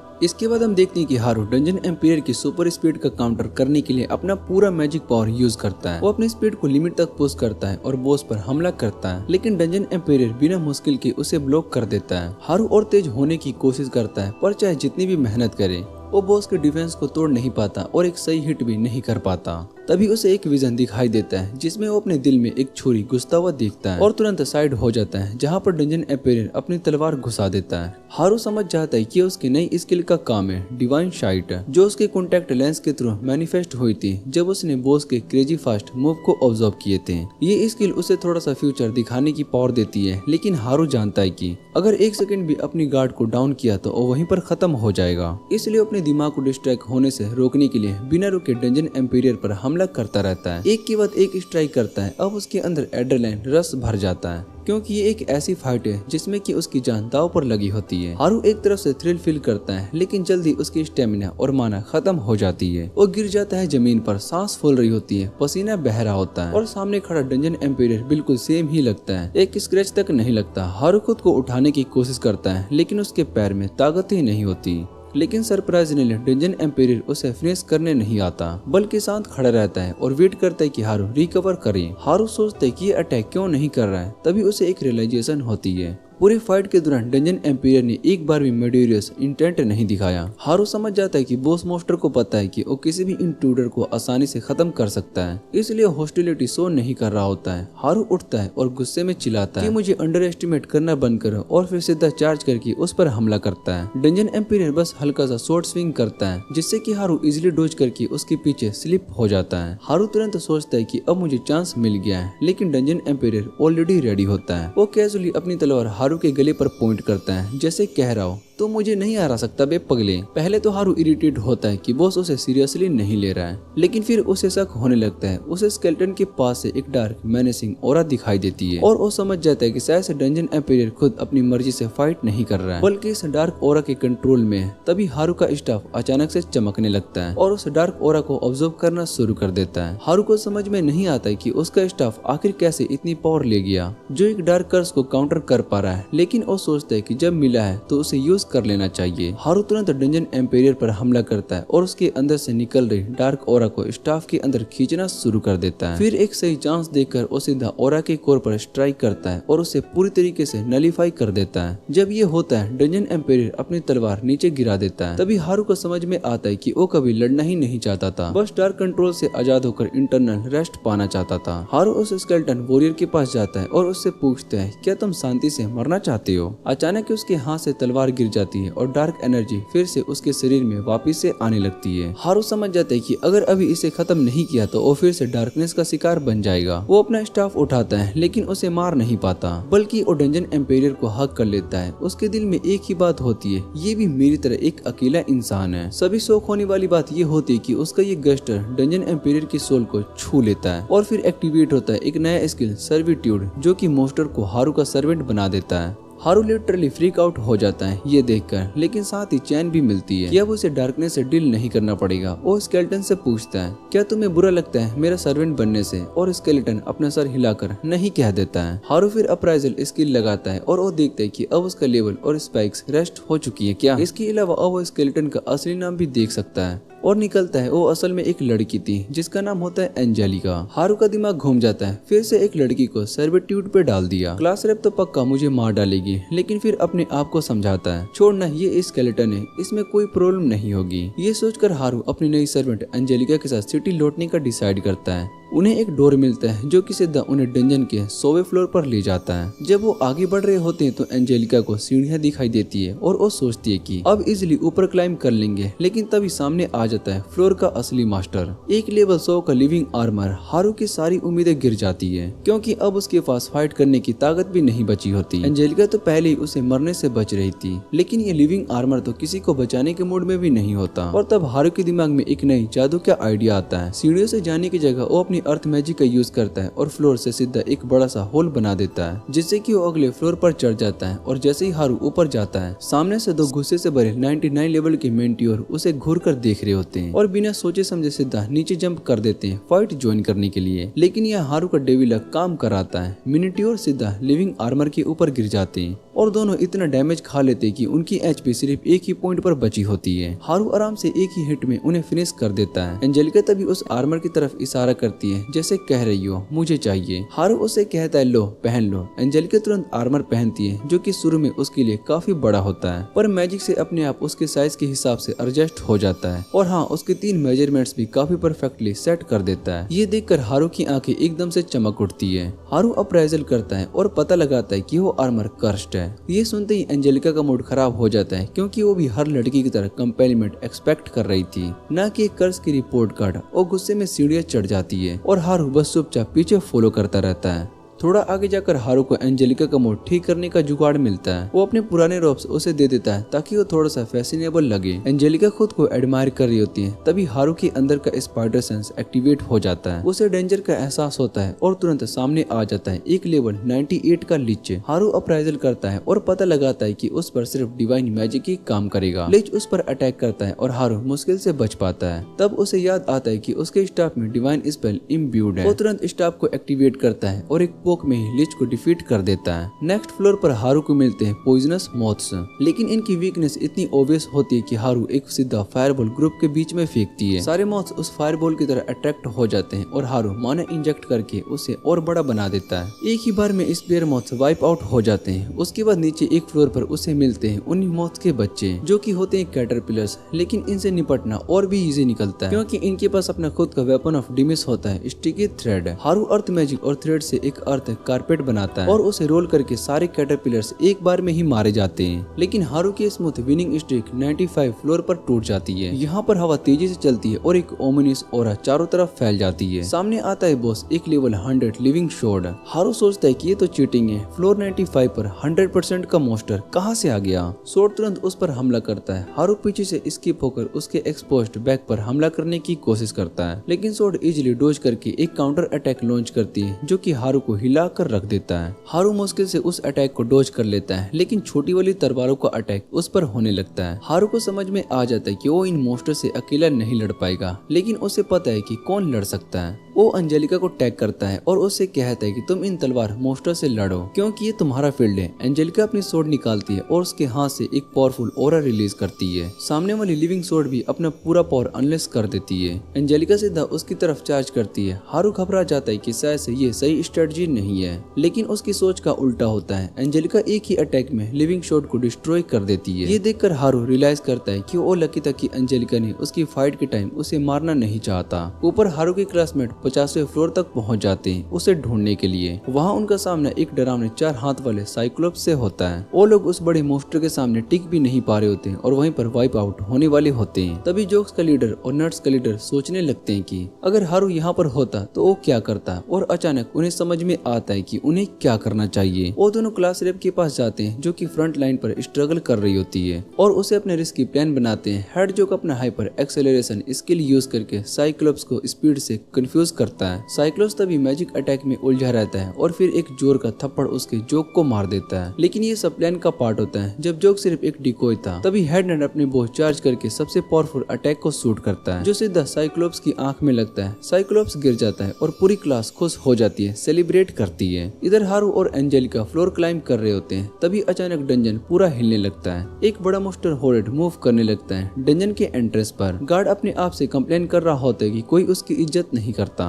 स्टूडेंट्स उसकी वार्निंग को इग्नोर करके अंदर चले जाते हैं और अब मोस्टर स्टैम्पेड शुरू होने वाला है। अचानक सारे रेस्ट डंजन से भागकर बाहर निकल आते हैं। गार्ड्स पलट कर देखता है तो सामने से स्लाई मोस्टर की भारी फौज उनकी तरफ आ रही होती है। ये देखकर वो घबरा जाता है और सीधा एडवेंचरिंग गिल्ड भाग जाता है। वहाँ वो गिल्ड मास्टर को इन्फॉर्म करता है कि स्टैम्पेड शुरू हो चुका है। नोबल गर्ल मैरी भी वहाँ पर होती कुछ एक्सपीरियंस्ड एडवेंचरर के साथ और सभी इस बड़ी प्रॉब्लम को देखकर टेंशन में आ जाते हैं। गिल्ड मास्टर अपनी बुक सेल्फ से एक पुराना स्क्रॉल निकालता है जिसमें डंजन का लेआउट बना होता है। वो सबको समझाता है कि डंजन भी एक लिविंग बीइंग की तरह ही होते हैं। ये नीचे की तरफ ग्रो करते हैं और जब अपने लास्ट फ्लोर तक पहुंच जाते हैं तो उनका ग्रोथ रुक जाता है। तभी डंजन के अंदर मोस्टर की एक बहुत बड़ी फौज स्वैन होती है जो बाहर निकल जाती है क्योंकि डंजन अब उन्हें और कंटेन नहीं कर पाता। स्क्रॉल में ये भी लिखा होता है कि स्टैम्पेड को रोकने का सिर्फ एक ही तरीका है, डंजन के लोवेस्ट फ्लोर पर बॉस को मारना। बस डिफीट होते ही सारे मोस्टर खत्म हो जाएंगे। एडवेंचरर्स पूछते कि ये कौन कर पाएगा। तभी मैरी के दिमाग में तुरंत हारू का नाम आता है। अर्थ फिर से हिलने लगती है और मोस्टर सिटी पर अटैक कर देते हैं। गिल्ड मास्टर एक एडवेंचरर को सिटी एविक्यूट करने के लिए भेजता है और दूसरे को एडवेंचरर और सोल्जर सिटी गेट पर इकट्ठा करने के लिए कहता है। इधर हारू बिना किसी दिक्कत के फ्लोर क्लाइंब कर रहा होता है। एक फ्लोर पर उसके सामने ग्रिफिन आते हैं। हारू उन्हें पोइजनस फिस्ट डाल देता है। ग्रिफिन तुरंत खाते हैं और बेहोश हो जाते हैं। हारू उन्हें इजीली खत्म करके एक्सपी ले लेता है और अगले फ्लोर पर चला जाता है। सिटी गेट पर एडवेंचरर पहले वेव रोकने में सक्सेसफुल होते हैं लेकिन उनमें से बहुत ही लोग सीरियसली इंजर्ड हो जाते हैं। मैरी टेंशन में आ जाती है। तभी एक एडवेंचरर याद दिलाता है कि स्टूडेंट्स डंजन के अंदर गए थे और हारू भी उनके साथ था। गिल्ड मास्टर सोचता है और कहता है कि शायद से हारू ही इकलौता बंदा है जो कि डंजन बॉस को मारकर स्टैम्पेड रोक सकता है। अब प्रॉब्लम ये होती है कि अब उसे मैसेज कौन पहुंचाएगा। सभी लोग मैरी की तरफ देखने लगते हैं क्योंकि वो अभी तक फाइट में कंट्रीब्यूट नहीं कर पा रही होती है। मैरी घबरा जाती है, रोने लगती है और कहती है कि वो अकेली मोस्टर से भरे डंजन में नहीं जा सकती। गिल्ड मास्टर उसकी बात समझ जाता है और ऑर्थर नाम के एक वॉरियर को उसके साथ भेजने का फैसला करता है। ऑर्डर कहता है कि अगर वो डंजन में गया तो सिटी की डिफेंस वीक हो जाएगी, लेकिन गिल्ड मास्टर उससे कहता है कि तुम व्हाइट वॉरियर के नाजायज औलाद हो। मैं अपनी मूंछ की कसम खाता हूँ कि मैं यहाँ मोस्टर को रोक लूंगा। इधर डंजन में हारू 81 फ्लोर तक पहुँच जाता है और ये फ्लोर एक वाटर। इधर डंजन में हारू 81 फ्लोर तक पहुँच जाता है। ये फ्लोर वाटर थीम पर होता है जहाँ पर पिराना जैसे मोस्टर होते हैं। हारू पानी में झाँकता है तो पिरानास उस पर अटैक कर देते हैं। एंजेलिका तुरंत अपनी तलवार से उन्हें स्ले कर देती है। हारू को याद आता है कि उसने मार्केट में इन फिशेस को फ्रोजन स्टेट में देखा था। फिर वो आइस मैजिक का यूज करके पानी का टेम्परेचर लो कर देता है जिससे कि फिशेस स्लो हो जाती है। हारू अपना पैकिंग स्किल यूज करके फिशेस को पूरे आइस में फ्रीज कर देता है और ये प्लान सक्सेसफुल होता है। उसे लगता है कि अब वो इजिली ये फ्लोर क्लियर कर लेगा। वो स्टैम्पिंग स्टोन पर भागते हुए आगे बढ़ने लगता है और जो भी फिश पास आती है उसे फ्रीज कर देता है। तभी अचानक पानी में से एक बहुत ही बड़ी पिराना दिखाई देती है। हारू समझ जाता है कि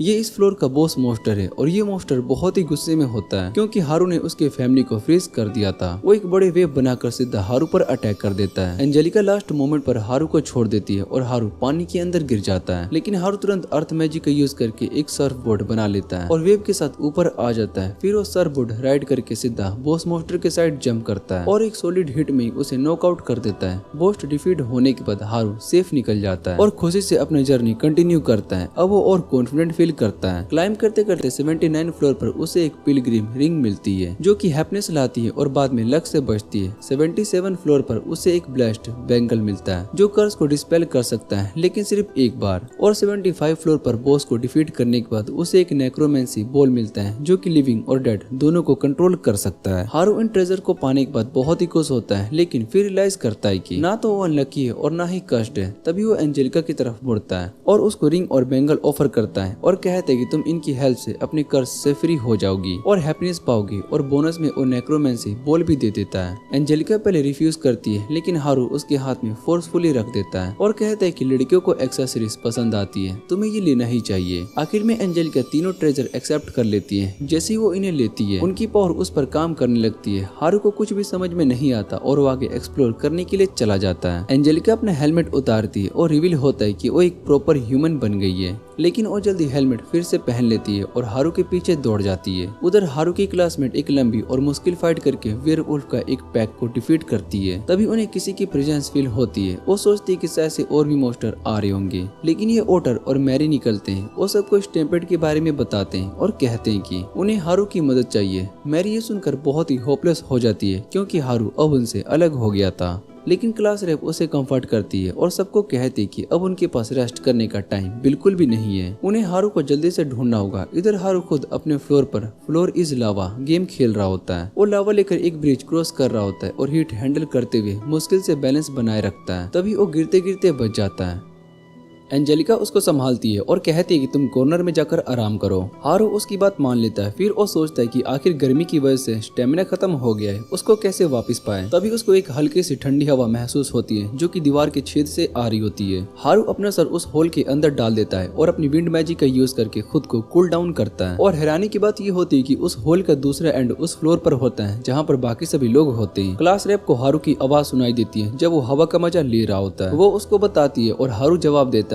तब उसको याद आता है कि वही होल है जिसमें कि वो गिरा था और सोचता है कि क्या अब इसके थ्रू बाहर निकल सकता है। उसको याद आता है कि पिछली बार वो ऐसा नहीं कर पाया था और क्लास रेप से पूछता है कि क्या किसी के पास रोप है, लेकिन उनके पास रोप नहीं होता। हारू को ये भी पता चलता है कि वो लोग 54th फ्लोर पर आ चुके हैं और उसको लगता है कि वो जल्दी से उन तक पहुंच सकता है, लेकिन तभी क्लास रेप उसको रोक देती है और बताती है कि टाउन खतरे में। वो स्टैम्पेड के बारे में बताती है और मैरी भी उसको याद दिलाती है कि स्टैम्पेड रोकने के लिए बॉस को हराना जरूरी है। हारू एंजेलिका की तरफ देखता है और सबको कहता है कि बॉस तो ऑलरेडी हरा चुका है। ये सुनकर सब लोग बहुत ही शॉक हो जाते हैं और वो सोचते हैं कि अगर बॉस मर चुका है तो फिर दूसरा स्टैम्पेड कैसे हो सकता है। एक एडवेंचरर हारू से डाउट करके पूछता है क्या वो सोरे की बॉस सच में मारा जा चुका है, क्योंकि सिर्फ उसके मरने पर स्टैम्पेड रुकता है। तब हारू को समझ में आता है कि अगर उसे सिटी को बचाना है तो उसे एंजेलिका को मारना पड़ेगा, लेकिन वो सोचता है कि एंजेलिका तो एक ऐसी लड़की है जो कि हमेशा डंजन में ही फंसी रही है और उसके साथ उसका एक बॉन्ड भी बन चुका है, इस वजह से अब उसको मारना नहीं चाहता और सबको कह देता है कि बॉस अभी मरा नहीं है। हारू दिमाग लगाता है कि कैसे एंजेलिका को जिंदा रखते हुए भी सिटी को सेव किया जा सके। फिर वो डिसाइड करता है कि चाहे जो हो जाए वो कुछ भी करेगा और एंजेलिका से कहता है कि उसे उसकी मदद चाहिए। हारू अपनी क्लास को डिक्लेयर करता है कि वो अकेला स्टैम्पेड को रोक देगा। सब लोग बहुत ही शॉक्ड हो जाते हैं क्योंकि सभी को लगता है कि बॉस को मारे बिना स्टैम्पेड रुक ही नहीं सकता, लेकिन क्लास रेप हारू पर विश्वास दिखाती है। वो कहती है कि चाहे हारू थोड़ा सा पैथेटिक लोनर लगता हो और सबको परेशान करता हो, लेकिन जरूरत के वक्त पर वो हमेशा सभी को बचा लेता है। वो सबको याद दिलाती कि हारू ने उन्हें कई बार बचाया है और इसी वजह से उसका भरोसा उस पर है। ये बातें सुनकर हारू के अंदर नया कॉन्फिडेंस आ जाता है और वो कसम खाता है कि वो सिटी को भी बचाएगा और एंजेलिका को भी। इस मोटिवेशन के साथ हारू और एंजेलिका दोनों डंजन को स्पीड रन करना शुरू कर देते हैं और देखते ही देखते 73 फ्लोर तक पहुंच जाते हैं। वहाँ पर उन्हें लिजार्ड मैन मिलते हैं, लेकिन हारू को पता होता है कि वो ठंड के अगेंस्ट वीक है, तो वो तुरंत आइस मैजिक से उन्हें फ्रीज कर देता है और अगले फ्लोर पर एंजेलिका उन्हें तोड़ देती है। आगे चलकर वो स्कॉर्पियन से टकराते हैं और हारू अपनी स्मोक मैजिक का यूज करके उन्हें इजीली खत्म कर देता है, जैसे कि पीस्ट कंट्रोल कर रहा हो। अगले मोमेंट पर हारू और एंजेलिका के सामने एक 2 सर वाला डॉग आ जाता है जो कि बहुत ही स्ट्रॉन्ग और फास्ट होता है, लेकिन हारू अपनी बोतल में बंद किए हुए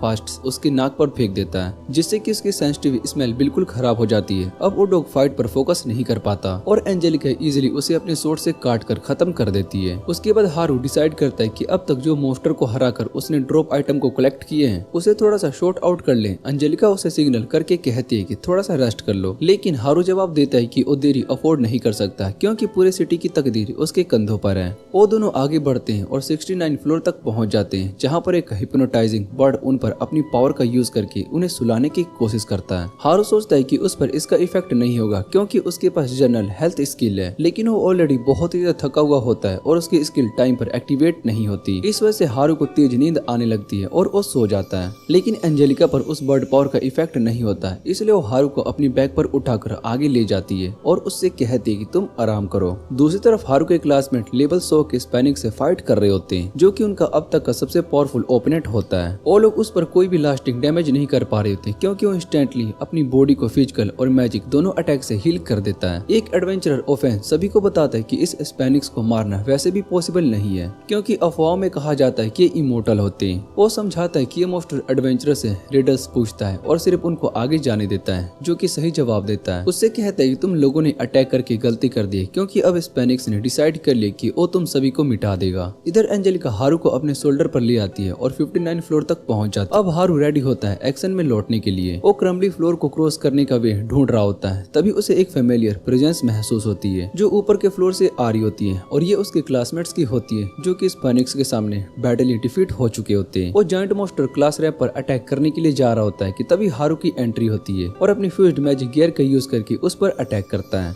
ये अटैक स्पैनिश की फिजिकल डैमेज इम्यूनिटी को नलीफाई कर देता है। हालांकि हारू का पहला अटैक डैमेज नहीं करता है, लेकिन ये अंजेलिका को चांस दे देता है और वो सिर्फ अपनी स्वॉर्ड से स्पैनिक्स का सर काट देती है। इस तरह वो इमोर्टल मोस्टर फाइनली मर जाता है। उसके बाद हारू और क्लास रैप एक दूसरे की तरफ देखते हैं और क्लास रैप उसका वेलकम करती है, कह करके सब लोग उसके वापस आने का वेट कर रहे हैं। सब लोग उससे कहते हैं कि तुम लेट हो चुके हो और क्लास रैप उससे पूछती है कि उसने अपने नाइट कैसे स्पेंड किए। हारू बस उन्हें इंट्रोड्यूस करने ही वाला होता है कि अचानक उसके पैर के नीचे का फ्लोर गिर जाता है और वो दोबारा से डंजन की गलियों में गिरने लगता है। हारू नीचे गिर रहा होता है, लेकिन वो स्पाइडरमैन की तरह फैलिंग रबल पर स्टेप करता हुआ वापस आने में सक्सेसफुल हो जाता है। फिर वो सबसे कहता है कि टेंशन मत लो, अब उसके पास ऐसी न्यू स्किल है जिनकी हेल्प से वो ऐसे हजार्ड्स के लिए हमेशा अलर्ट रह सकता है। लेकिन जैसे अक्सर होता है उसने अपनी ही बात को जेंक्स कर दिया क्योंकि फिर से उसके पैर के नीचे एक जमीन टूट जाती है। इस बार हारू बिल्कुल अनप्रिपेयर्ड होता है और अपनी किस्मत एक्सेप्ट कर लेता है, लेकिन तभी क्लास रैप दौड़कर आती है और उसके हाथ को पकड़ लेती है। उसके दिमाग में पिछली बार का सीन घूम जाता है जहाँ पर हारू को बचा नहीं पाई थी, इसलिए इस बार वो कसम खाती है कि हारू को कभी गिरने नहीं देगी।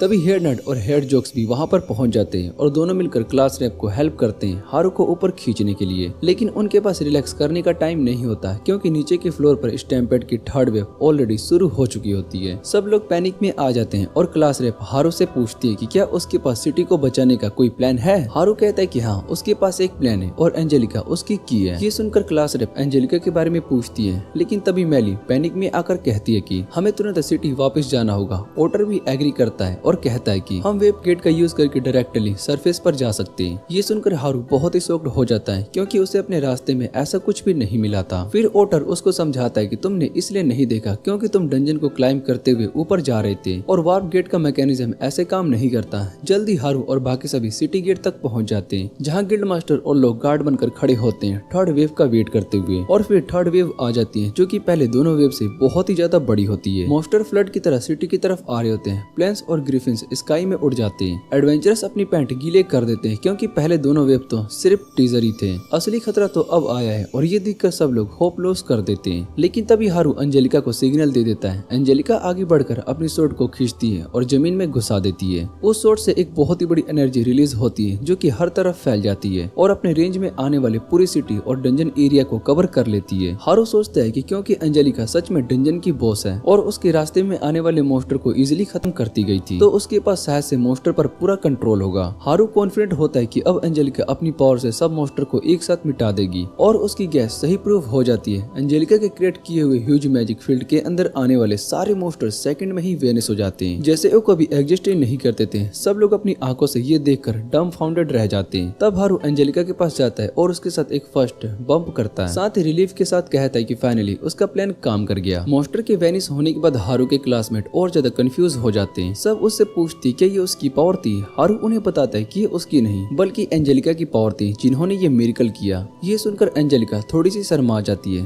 तभी हेड नर्ड एक लौता बंदा होता है जो कि समझ जाता है कि एंजेलिका एक्चुअली डंजन की एम्पेरियर है, और जैसे ही वो ये बात बोलता है सब लोग फ्रीक आउट हो जाते हैं। लेकिन हारू तुरंत उन्हें काम डाउन करते हुए कहता है कि टेंशन की कोई जरूरत नहीं है। एंजेलिका पूरी तरीके से उनके साइड में और डंजन के अंदर उसने उसकी एस लुजेन बार बार सेव की। एडवेंचरस हारू पर विश्वास करते हैं और एंजेलिका को थ्रेट नहीं समझते, लेकिन हेड नर्ड के दिमाग में अब भी कुछ सवाल होते हैं। वो हारू से पूछते हैं कि फीमेल हेड सच में डंजन की बॉस है जिसका पावर इवन बॉस मोस्टर से भी ज्यादा है। हारू कॉन्फिडेंटली कहता है कि हाँ, एंजेलिका ही डंजन की सबसे स्ट्रॉन्ग है। वो समझ जाता है कि बीच में बहुत ही कुछ हुआ जिसकी वजह से उसका लेवल रीसेट हो गया, लेकिन फिर भी वो डंजन के मोस्टर से ज्यादा पावरफुल है। हारू बताता है कि उसे लगा था कि एंजेलिका की पावर मोस्टर को मजबूर कर देगी वो भी करने के लिए, लेकिन एक्चुअली उन्हें उनके पास तक जाना पड़ता है उस पावर को यूज करने के लिए। तभी कल थोड़ा सा वोरी करते हुए पूछते हैं कि मोस्टर का क्या हुआ, कहीं वो उन्हें दोबारा से अटैक तो नहीं करने आएंगे। हारू मुस्कुराता है और कहता है कि अभी तो सब अपने अपने फ्लोर पर चिल कर रहे हैं क्योंकि ये ऑर्डर डंजन एम्पेरियर का है, और ये सुनकर सभी को सुकून मिलता है। और हारू अनाउंस करता है कि अब सिटी बिल्कुल सेफ है। ये बात सुनते ही सभी के चेहरे खिल जाते हैं और वो चीयर करते हैं कि जल्दी सिटी में पीस वापस आ जाता है। अगली सुबह हारू डिसाइड करता है कि एक इवेंट होल्ड करने का जाना है जहाँ पर वो डंजन से लाए हुए आइटम डिस्प्ले करेगा।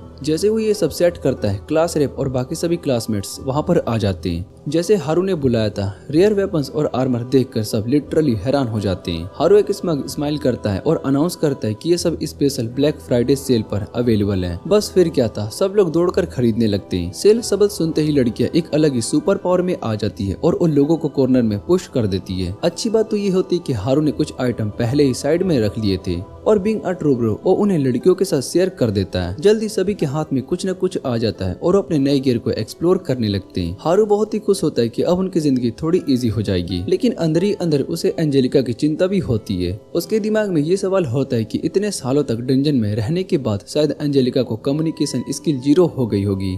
क्या वो बाकी सभी के साथ एडजस्ट कर पाएगी? अब वो उनके साथ रहने वाली है। जबकि हारू अपने मन में ये सोच रहा होता है कि उसके दोस्तों के दिमाग में सिर्फ एक ही बात चल रही होती है कि हारू कितना जेन्युइनस है जो कि उनके साथ अपने रियर लूट शेयर कर रहा है। हारू अपने कमरे में बैठा हुआ था और मजे से सोना गिन रहा था जो कि उसने लूट कर बेच कर कमाए थे। तभी क्लास रेप वहाँ पर आती है उससे बात करने के लिए और हारू तुरंत गोल्ड छुपाता है ताकि उसे कोल्ड ब्लडेड कैपिटलिस्ट ना बोल दे। क्लास रेप उसका शुक्रिया अदा करती है सबको रेयर आइटम देने के लिए, और जैसे ही एंजेलिका भी वहाँ पर आती है वो उसको भी थैंक यू कहती है। फिर क्लास रेप उससे कहती है कि एंजेलिका को प्रॉपर्ली इंट्रोड्यूस करो। हारू कैजुअली बोलते है कि ये एंजेलिका है, एक फॉर्मिडेबल स्केलेटन वॉरियर जो कि पहले डंजन एम्पेरियर थी जिसे उसने हराया थी। ये सुनकर क्लास रेप थोड़ा सा शॉक हो जाती है और वो सीधा पूछती है कि क्या हारू ने फेरोमोन रिंग यूज की थी एंजेलिका को अपना बनाने के लिए। हारू फेस प्लेन करता है और समझाता है कि उसे वो रिंग कभी मिली ही नहीं। क्लास रेप फिर भी छोड़ती नहीं है और वो कहती है कि फिर तुमने डंजन एम्पेरियर को कैसे अपना फॉलोअर बना लिया। हारू घबरा कर सच बोलता है कि उसने सर्विट्यूड स्किल का यूज करके एंजेलिका को सर्वेंट क्लास में कन्वर्ट कर दिया। ये सुनकर क्लास रेप लिटरली चिल्लाती है और उसे परवेट बोल देती है। फिर वो एंजेलिका का हाथ पकड़कर उसे ले जाती है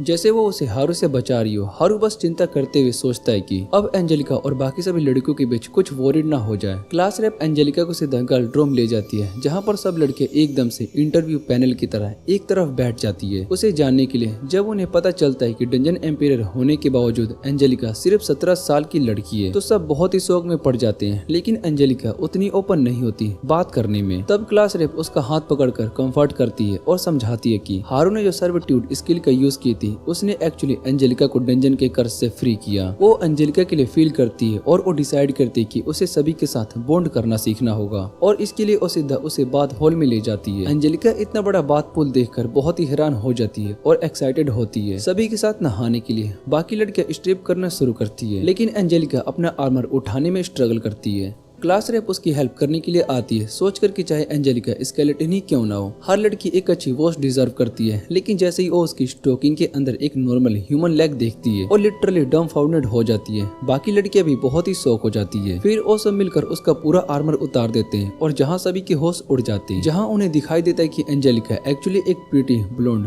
बम सेल है। वहीं दूसरी तरफ हारू अपने रूम में आराम से रिलैक्स कर रहा होता है। वो सोचता है कि चाहे उसे फेरोमोन रिंग ना मिली हो, लेकिन उसका लेवल 6 भर गया है और उसने बहुत ही सारे यूजफुल स्किल को भी गेन किए। लेकिन फिर उसके दिमाग में एक बात घूम रही होती है कि एंजेलिका के बिना वो मॉन्स्टर स्टैम्पेड खत्म नहीं कर पाता, मतलब वो भी इतना स्ट्रॉन्ग नहीं है जितना कि होना चाहिए। इसलिए वो डिसाइड करता है कि अब उसे और ट्रेनिंग करनी होगी। अगली सुबह हारू एकदम से चेयरफुल मूड में इनमें घुसता है और क्लास रेप से कैजुअली पूछता है कि क्या वो फॉरेस्ट वापस जा सकता है एक छोटा काम के लिए। क्लास रेप तुरंत समझ जाते कि हारू अभी तक एंजेलिका का असली सच नहीं जानता और अंदर ही अंदर सोचते कि इस परवेट को एंजेलिका से दूर रहना ही सेफ है। इसलिए वो कंडीशन लगाती है, जाओ लेकिन टाइम पर वापस आ जाना। हारू खुशी से उछल पड़ता है और एंजेलिका से कहता है कि वो भी उसके साथ चले, क्योंकि उसे डर है कि सिटी में बोर हो जाएगी। एंजेलिका रेडी हो जाती है, लेकिन ये देखकर क्लास रेप फ्रीक आउट हो जाती है। उसके दिमाग में खुद ही ख्याल घूमता है कि क्यों मुझे इतना टेंशन हो रहा है अगर वो किसी लड़की के साथ अकेला है। फिर वो बस नॉर्मल टोन में कह देती है कि टेक केयर, और हारू एंजेलिका के साथ निकल पड़ता है। जंगल पहुंचते ही हारू अपना नया स्किल ट्राई करता है जिसका नाम होता है फेस।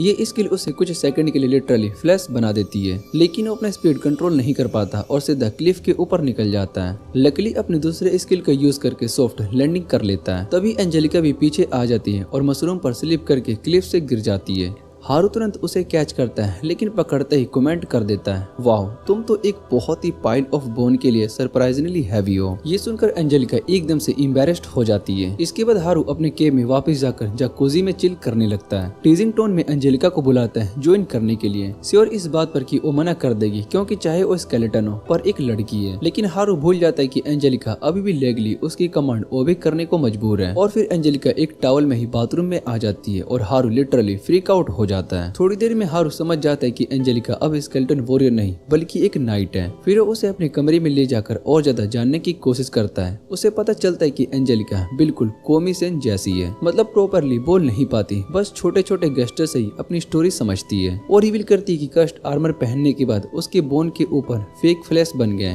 ताकि आर्मर स्टिक हो सके, लेकिन जो प्यूरिफाइंग बैंगल उससे मिला था उसने उसे फ्लैश को न्यूट्रलाइज कर दिया। और बाकी दो ट्रेजर्स जो कि हारू ने उसे दिए थे उन्होंने बाकी सोल वापस ला दी। इस तरह एंजेलिका कंप्लीटली रिवाइव हो गई, लेकिन 100 साल तक स्केलेटन बनकर डंजन में फंसी रही। उसने अपने बोलने की एबिलिटी को खो दी। हारू को समझ में आता है कि ये सब एक्चुअली उसकी वजह से हुआ है और एंजेलिका अब उसके पीछे चल रही है अपना कर्ज चुकाने के लिए। हारू जेंटली कहते हैं कि अब वो फ्री है, जो चाहे कर सकती है, उसके साथ रहने की मजबूरी नहीं है। लेकिन एंजेलिका उसे स्ट्रांगली मना कर देती है। वो उसे क्लिंग हो जाती है जैसे उसे छोड़ना ही नहीं चाहती हो। हारू भी समझ जाता है कि 100 साल की अकेलापन के बाद अब एंजेलिका किसी न किसी के साथ रहना चाहते ही होगी। हारू धीरे से एंजेलिका के सर पर हेड पार्ट करता है और उसे फनी स्टोरी सुनाता रहता है जब तक कि वो आराम से सो नहीं जाती। और ऐसे ही 10 दिन एक छत के नीचे गुजर जाती और अब एंजेलिका हारू के सामने ज्यादा एक्सप्रेसिव होने लगती है। एक दिन हारू उससे कहता है कि उसके पास एक नया स्किल है जो कि उसे टेस्ट करना है, इसलिए एंजेलिका को उसके साथ स्पेयर करना होगा। एंजेलिका तुरंत एग्री कर देती है और हारू बोलता है कि मुझ पर अटैक करो। शुरू में एंजेलिका अटैक करती है और हारू अपने एफए स्किल यूज करके उसके सारे मूव परफेक्टली डोज कर लेता है। फिर हारू डिसाइड करता है कि स्किल का यूज करके अटैक भी करे, लेकिन एंजेलिका उससे बहुत ही फास्ट होती है और सीधा उसके पैर पर ब्लॉक कर देती है। एंजेलिका टेंशन में आ जाती है कि कहीं उसने हारू के बचे कुछ 2 ब्रेन सेल को क्रश तो नहीं कर दिए। लेकिन हारू बस हंसकर कहता है कि रिलैक्स, ये सिर्फ ट्रेनिंग है ताकि मैं तुम्हें और ज्यादा स्ट्रॉन्ग बना सकूं। ट्रेनिंग के बाद हारू कुछ मछलियां पकड़ता है और एंजेलिका से कहता है कि आज वो उसके लिए एक टेस्टी हॉट स्पॉट बनाएगा। वो उसे फिश कट करना सिखाता है और एंजेलिका ब्लश कर जाती है जब हारू इतना पास खड़ा होता है। डिनर के वक्त एंजेलिका पूरे वक्त सस्पिशियसली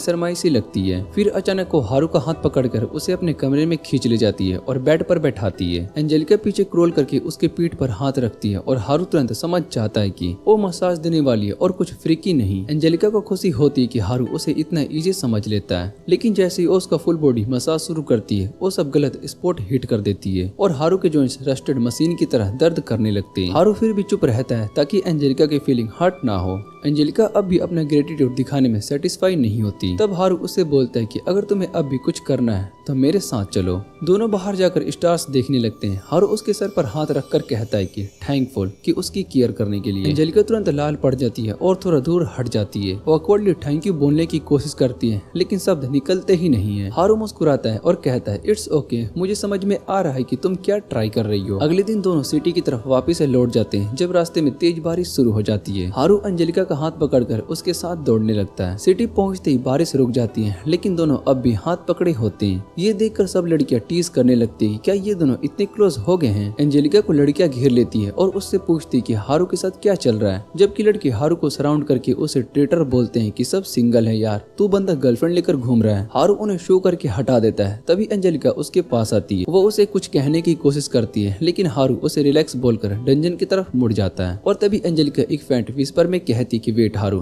तुरंत हैरानी से पलटकर उसे देखता है और एंजेलिका एक और हल्की से विस्पर से कहती है थैंक यू। फिर वो लड़कियों के ग्रुप के साथ वापिस से चली जाती है। ये देखकर हारू रियलाइज करता है कि दुनिया में चाहे तुम्हारे पास कितने भी लोग हो, आखिर में हर एक इंसान अकेला ही होता है और बस सरवाइव करने की कोशिश करता है। और इसी वजह से उसका अपने लोनर लाइफ फिलोसफी पर विश्वास और ज्यादा स्ट्रॉन्ग हो जाता है। वो डिसाइड करके अब अपनी खुद की सोलो एडवेंचरिंग को कंटिन्यू करेगा। और इसी के साथ ये एनिमे का सीजन यहीं पर एंड हो जाता है। अगर आपको ये वीडियो अच्छी लगे तो वीडियो को लाइक करके चैनल को सब्सक्राइब जरूर कर लेना। तो मिलते हैं अगली वीडियो में।